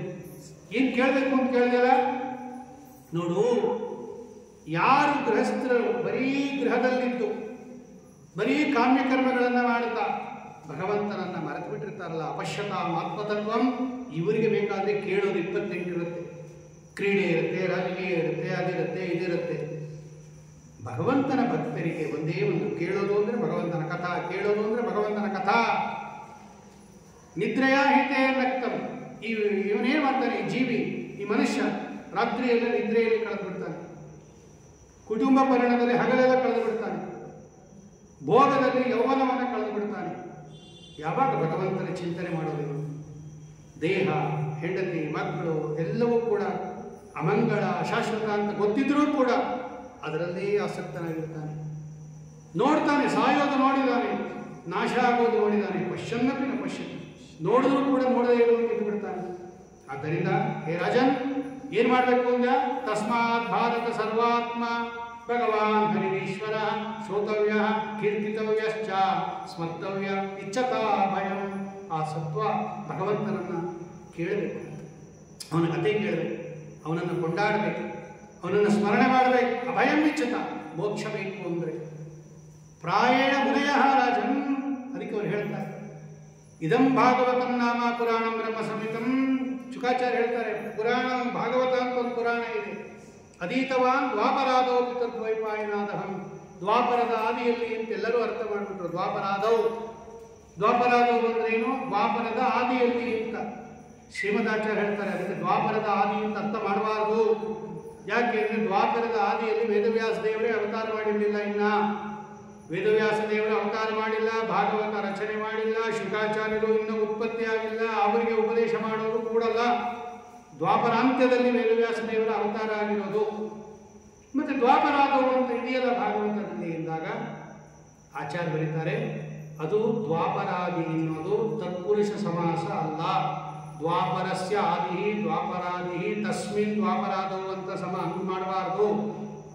ದ್ವಾಪರೇ ಚ ಆದೌ ಚ ದ್ವಂದ್ವ ಸಮಾಸ ಅದು. ಅಂದರೆ ನಾನು ನಮ್ಮ ತಂದೆಯಿಂದ ದ್ವಾಪರ ಯುಗದಲ್ಲಿ ಕೇಳಿದೆ ಅಷ್ಟೇ. ಅದು ಯಾವಾಗ ಅಂತ ಹೇಳಿಲ್ಲ. ದ್ವಾಪರ ಯುಗ 8 ಲಕ್ಷ ವರ್ಷ. ದ್ವಾಪರ ಯುಗದಲ್ಲಿ ಕೇಳಿದೆ. ಆದೌ ಅಂದರೆ ಕೃಷ್ಣಾವತಾರಕ್ಕೆ ಮುಂಚೆ ಅಂತ. ಅಂದರೆ ನಾನು ನಮ್ಮ ತಂದೆಗಳಾದ ವೇದವ್ಯಾಸ ದೇವರಿಂದ ದ್ವಾಪರ ಯುಗದಲ್ಲಿ ಕೃಷ್ಣಾವತಾರಕ್ಕೆ ಮುಂಚೆ ಈ ಭಾಗವತವನ್ನು ಕೇಳಿದ್ದೀನಿ, ಅದನ್ನು ನಾನು ನಿನಗೆ ಹೇಳ್ತೀನಿ. ಅಲ್ಲ, 7 ದಿವಸದಲ್ಲಿ ಕೇಳಿಕೊಂಡು ಉದ್ಧಾರ ಆಗುವುದಾ ಅಂದರೆ ಖಟ್ವಾಂಗೋ ನಾಮ ರಾಜರ್ಷಿ ಜ್ಞಾತ್ವಾಯತ್ತಾಮಿಹಾಯುಷಃ. ಖಟ್ವಾಂಗ ಅಂತ ಒಬ್ಬ ರಾಜ ಇದ್ದ, ಸೂರ್ಯವಂಶದಲ್ಲಿ ಬರೋ ರಾಜ ಅವನು ಖಟ್ವಾಂಗ. ಅವನಿಗೆ ಅವನ ಮರಣ ಗೊತ್ತಾಗಿದ್ದು ಒಂದು ಮುಹೂರ್ತಕ್ಕೆ ಮುಂಚೆ, 48 ನಿಮಿಷಕ್ಕೆ ಮುಂಚೆ ಅವನು ಗೊತ್ತಾಗಿದ್ದು ನಾನು ಸಾಯ್ತೀನಿ ಅಂತ. ಅಷ್ಟರಲ್ಲೇ ಅವನು ಭೂಲೋಕಕ್ಕೆ ಬಂದು, ಸ್ವರ್ಗದಲ್ಲಿ ಬೇರೆ ಇದ್ದ, ಅವನು ದೇವತೆಗಳನ್ನು ಕೇಳಿದ, ನನ್ನ ಆಯಸ್ಸೆಷ್ಟು ಅಂದ ಅವನು. ಇನ್ನು ಮುಹೂರ್ತ, ಒಂದು ಮುಹೂರ್ತ 48 ನಿಮಿಷ ಅಷ್ಟೇ ಬದುಕಿರೋದು ಅಂದ್ಬಿಟ್ರು ಅವರು. ಅವನು ಒಳ್ಳೆ ಕುದುರೆಗಳನ್ನು ಏರಿ ನಿಮಿಷ ಮಾತ್ರದಲ್ಲಿ ಭೂಮಿಗೆ ಬಂದು ಆ ಮುಹೂರ್ತವನ್ನು ಅಂದರೆ 48 ನಿಮಿಷಗಳನ್ನು ಭಗವಂತನ ಧ್ಯಾನ ಮಾಡಿ ಉತ್ತಮ ಗತಿಯನ್ನು ಹೊಂದದ. ನಿನಗೆಷ್ಟಿದೆ? 7 ದಿವಸ ಇದೆ. 48 ನಿಮಿಷಕ್ಕೆ ಹೋಲಿಸಿದಾಗ 7 ದಿವಸ ಬೇಕಾದಷ್ಟಾಯಿತು. ಯೋಚನೆ ಮಾಡಬೇಡ. ಸಪ್ತಾಹಂ ಜೀವಿತಾವಧಿ, 7 ವರ್ಷ, ಇನ್ನು 7 ದಿನ ಬದುಕಿರ್ತೀಯ ರಾಜನ್. ಅದೆಲ್ಲವನ್ನು ಭಗವಂತನ ಚಿಂತನೆಗೆ ಉಪಯೋಗಿಸು. ಅಂತ್ಯಕಾಲ ಬಂತು ಅಂದಾಗ ಮೊದಲು ಮರಣ ಭಯವನ್ನು ಬಿಡಬೇಕು, ಮನೆಯಿಂದ ಹೊರಟು ಬಿಡಬೇಕು. ಛಿಂದ್ಯಾದ ಸಂಘ ಶಸ್ತ್ರೇಣ, ಮನೆಯಿಂದ ಹೊರಟು ಬಿಡಬೇಕು. ಪ್ರವ್ರಜಿತ, ಸನ್ಯಾಸಿಯಾಗಿ ಹೊರಡಬೇಕು. ಪುಣ್ಯತೀರ್ಥದಲ್ಲಿ ಸ್ನಾನ ಮಾಡಬೇಕು, ಏಕಾಂತದಲ್ಲಿ ಕೂತ್ಕೋಬೇಕು, ವಿಧಿವತ್ ಪ್ರಾಣಾಯಾಮಗಳನ್ನು ಮಾಡಬೇಕು, ಒಳ್ಳೆ ಆಸನದಲ್ಲಿ ಕೂತ್ಕೋಬೇಕು, ಓಂಕಾರವನ್ನು ಜಪ ಮಾಡಬೇಕು. ಬ್ರಹ್ಮಾಕ್ಷರಂ ಪರಂ, ಭಗವಂತನಲ್ಲಿ ಮನಸ್ಸಿಡಬೇಕು. ಆಮೇಲೆ ತನ್ನ ಹೃದಯದಲ್ಲಿ ಭಗವಂತನನ್ನು ಚಿಂತನೆ ಮಾಡಿ ಒಂದೊಂದೇ ಅವಯವವನ್ನು ಧ್ಯಾನ ಮಾಡಬೇಕು. ಇದಕ್ಕೆ ಧಾರಣ ಅಂತ ಕರೀತಾರೆ. ಮೊದಲು ಪ್ರಾಣಾಯಾಮವನ್ನು ಮಾಡಿ ತಮ್ಮ ಪ್ರಾಣವನ್ನು, ವಾಯುದೇವರ ಅನುಗ್ರಹವನ್ನು ಪಡ್ಕೊಂಡು ಜಿತಾಸನೋ ಜಿತ ಶ್ವಾಸ ಜಿತ ಸಂಕೋಚಿತೇಂದ್ರಿಯ ಸ್ಥೂಲೇ ಭಗವತೋ ರೂಪೇ ಮನಸ್ಸಂಧಾರಯೇತ್ಯ. ಮೊದಲು ಧಾರಣ ಅಂತ ಕರೀತಾರೆ. ಇದಕ್ಕೆ ಧ್ಯಾನ, ಧಾರಣ, ಸಮಾಧ್ಯಷ್ಟಾಂಗ ಯೋಗ ಅಂತ ಕರೀತಾರೆ ಅವರು. ಆ ಮೊದಲು ಆಸನ, ಪ್ರಾಣಾಯಾಮ, ಪ್ರತ್ಯಾಹಾರ, ಧ್ಯಾನ, ಧಾರಣ, ಸಮಾಧ್ಯಷ್ಟಾಂಗ ಯೋಗ ಅಂತ ಕರೀತಾರೆ. ಮೊದಲು ಕೂತ್ಕೋಬೋದು, ಕಲ್ತ್ಕೋಬೇಕು. ಆಮೇಲೆ ಪ್ರಾಣಾಯಾಮ ಮಾಡಬೇಕು, ವಿಷಯಗಳಿಂದ ಮನಸ್ಸನ್ನು ಎಳ್ಕೋಬೇಕು. ಇದಕ್ಕೆ ಪ್ರತ್ಯಾಹಾರ ಅಂತ ಕರೀತಾರೆ. ಆಮೇಲೆ ಹೃದಯದಲ್ಲಿ ಭಗವಂತನನ್ನು ಚಿಂತನೆ ಮಾಡಿ ಅವನ ರೂಪವನ್ನು ಚಿಂತನೆ ಮಾಡಿ ಧಾರಣ, ಖಂಡಸ್ಮೃತಿ ಧಾರಣಾ ಪ್ರೋಕ್ತ ಖಂಡಂ ಧ್ಯಾನ ಉಚ್ಯತೆ. ಮೊದಲು ಒಂದೊಂದೇ ಅವಯವವನ್ನು ಚಿಂತನೆ ಮಾಡೋದಕ್ಕೆ ಧಾರಣ ಅಂತ ಕರೀತಾರೆ. ಸಮಗ್ರ ಅವಯವವನ್ನು ಚಿಂತನೆ ಮಾಡೋದಕ್ಕೆ ಧ್ಯಾನ ಅಂತ ಕರೀತಾರೆ. ಮೊದಲು ಧಾರಣ, ಆಮೇಲೆ ಧ್ಯಾನ. ಭಗವಂತನದು 2 ರೂಪ. ಅದು ವಿರಾಟ್ ರೂಪ ಒಂದು, ಹೃದಯದಲ್ಲಿರ್ತಕ್ಕಂಥ ಚಿಕ್ಕ ರೂಪ ಒಂದು, ಸೂಕ್ಷ್ಮ ರೂಪ ಒಂದು. ಆ ಚಿಕ್ಕ ರೂಪವನ್ನು ಉಪಾಸನೆ ಮಾಡೋದಕ್ಕೆ ಸೂಕ್ಷ್ಮ ರೂಪ ಉಪಾಸನೆ ಅಂತ ಕರೀತಾರೆ. ಈ ಹೊರಗಡೆ ವ್ಯಾಪಿಸಿ ನಿಂತಿರತಕ್ಕಂತಹ ವಿರಾಟ್ ರೂಪ ಏನಿದೆ ಅದನ್ನು ಚಿಂತನೆ ಮಾಡೋದಕ್ಕೆ ಸ್ಥೂಲ ಉಪಾಸನೆ ಅಂತ ಕರೀತಾರೆ. ಹೀಗೆ ಭಗವಂತನ ಉಪಾಸನೆ 2: ಸ್ಥೂಲ ರೂಪ ಉಪಾಸನೆ, ಸೂಕ್ಷ್ಮ ರೂಪ ಉಪಾಸನೆ. ಅದರಲ್ಲಿ ಸ್ಥೂಲ ರೂಪ ಉಪಾಸನೆ ಮಾಡೋದು ಸುಲಭ. ಆರಂಭ ಮಾಡೋದಕ್ಕೆ ಸೂಕ್ಷ್ಮ ಮಾಡೋಕ್ಕಾಗಲ್ಲ. ಅದಕ್ಕೋಸ್ಕರ ಅವರು ವೈರಾಜ ಪುರುಷೋ ಯೋಸೌ ಭಗವಾನ್ ಧಾರಣಾಶ್ರಯ. ವೈರಾಜ ವಿರಾಟ್ ರೂಪ ಅಂತ ಕರೀತಾರೆ ಭಗವಂತನದು. ಸಕಲ ಪದಾರ್ಥಗಳನ್ನು ವ್ಯಾಪಿಸಿಕೊಂಡು, ಸಕಲ ಲೋಕಗಳನ್ನು ವ್ಯಾಪಿಸಿಕೊಂಡಿರ್ತಕ್ಕಂಥ ಭಗವಂತನ ರೂಪ ಅದು ವಿರಾಟ್ ರೂಪ. ಆ ವಿರಾಟ್ ರೂಪವನ್ನು ಚಿಂತನೆ ಮಾಡಬೇಕು ಅಂತ ಹೇಳಿ ಇದಕ್ಕೆ ಉಪಾಸನ 2 ರೀತಿ: ಸ್ಥೂಲ ರೂಪ ಉಪಾಸನ, ಸೂಕ್ಷ್ಮ ರೂಪ ಉಪಾಸನ. ಅದರಲ್ಲಿ ಮೊದಲು ನಿಮಗೆ ಸ್ಥೂಲ ರೂಪ ಉಪಾಸನೆಯನ್ನು ಹೇಳ್ತೀನಿ ಅಂತ ಹೇಳಿ ಶುಕಾಚಾರ್ಯರು ಪರೀಕ್ಷಿತ್ ರಾಜರಿಗೆ ಸ್ಥೂಲ ರೂಪ ಉಪಾಸನೆಯನ್ನು ಹೇಳುತ್ತಾರೆ. ಆ ಸ್ಥೂಲ ರೂಪ ಸೂಕ್ಷ್ಮ ರೂಪ ಉಪಾಸನೆ ಆಮೇಲೆ ಶುಕಾಚಾರ್ಯರಿಂದ ಪರೀಕ್ಷಿತ್ ರಾಜ ಏನೇನು ಕೇಳಿದಾಗ ಅಂದಾಗ ಜಗತ್ತಿನ ಸೃಷ್ಟಿಯನ್ನು ಕೇಳುತ್ತಾರೆ. ನಾರದ ಮತ್ತು ಬ್ರಹ್ಮದೇವರ ಸಂಭಾಷಣೆಯನ್ನು ಹೇಳ್ತಾರೆ. ಇದೆಲ್ಲ ಈ ದ್ವಿತೀಯ ಸ್ಕಂದದಲ್ಲಿದೆ. ಅದನ್ನೆಲ್ಲ ಚಿಕ್ಕದಾಗಿ ನೋಡಿ ನಾಳೆ ಕಪಿಲೋಪಾಖ್ಯಾನವನ್ನು ಅವರು ವಿಸ್ತಾರವಾಗಿ ಕೇಳಬೇಕು ಅಂತ ಅಪೇಕ್ಷೆ ಪಟ್ಟಿದ್ದರು. ಆದ್ದರಿಂದ ನಾಳೆ ವಿಸ್ತಾರವಾಗಿ ಸ್ವಲ್ಪ ಕಪಿಲೋಪಾಖ್ಯಾನವನ್ನು ಜಾಸ್ತಿ ಚಿಂತನೆ ಮಾಡೋಣ. ಶ್ರೀಕೃಷ್ಣ ಅರ್ಪಣಮಸ್ತು. ಕಾಯೇನ ವಾಚ ಮನಸೇಂದ್ರಿಯರ್ವಾ ಬುದ್ಧ್ಯಾತ್ಮನಾ ಸ್ವಭಾವ ಕರೋಮಿ ಯತ್ಯತ್ ಸಕಲಂ ಪರಸ್ಮೈ ನಾರಾಯಣಾಯ ಸಮರ್ಪಯಾಮಿ. ಸರ್ವಂ ಶ್ರೀಕೃಷ್ಣ ಅರ್ಪಣಮಸ್ತು. ಶ್ರೀಮದ್ವೇಷಾರ್ಪಣಮಸ್ತು.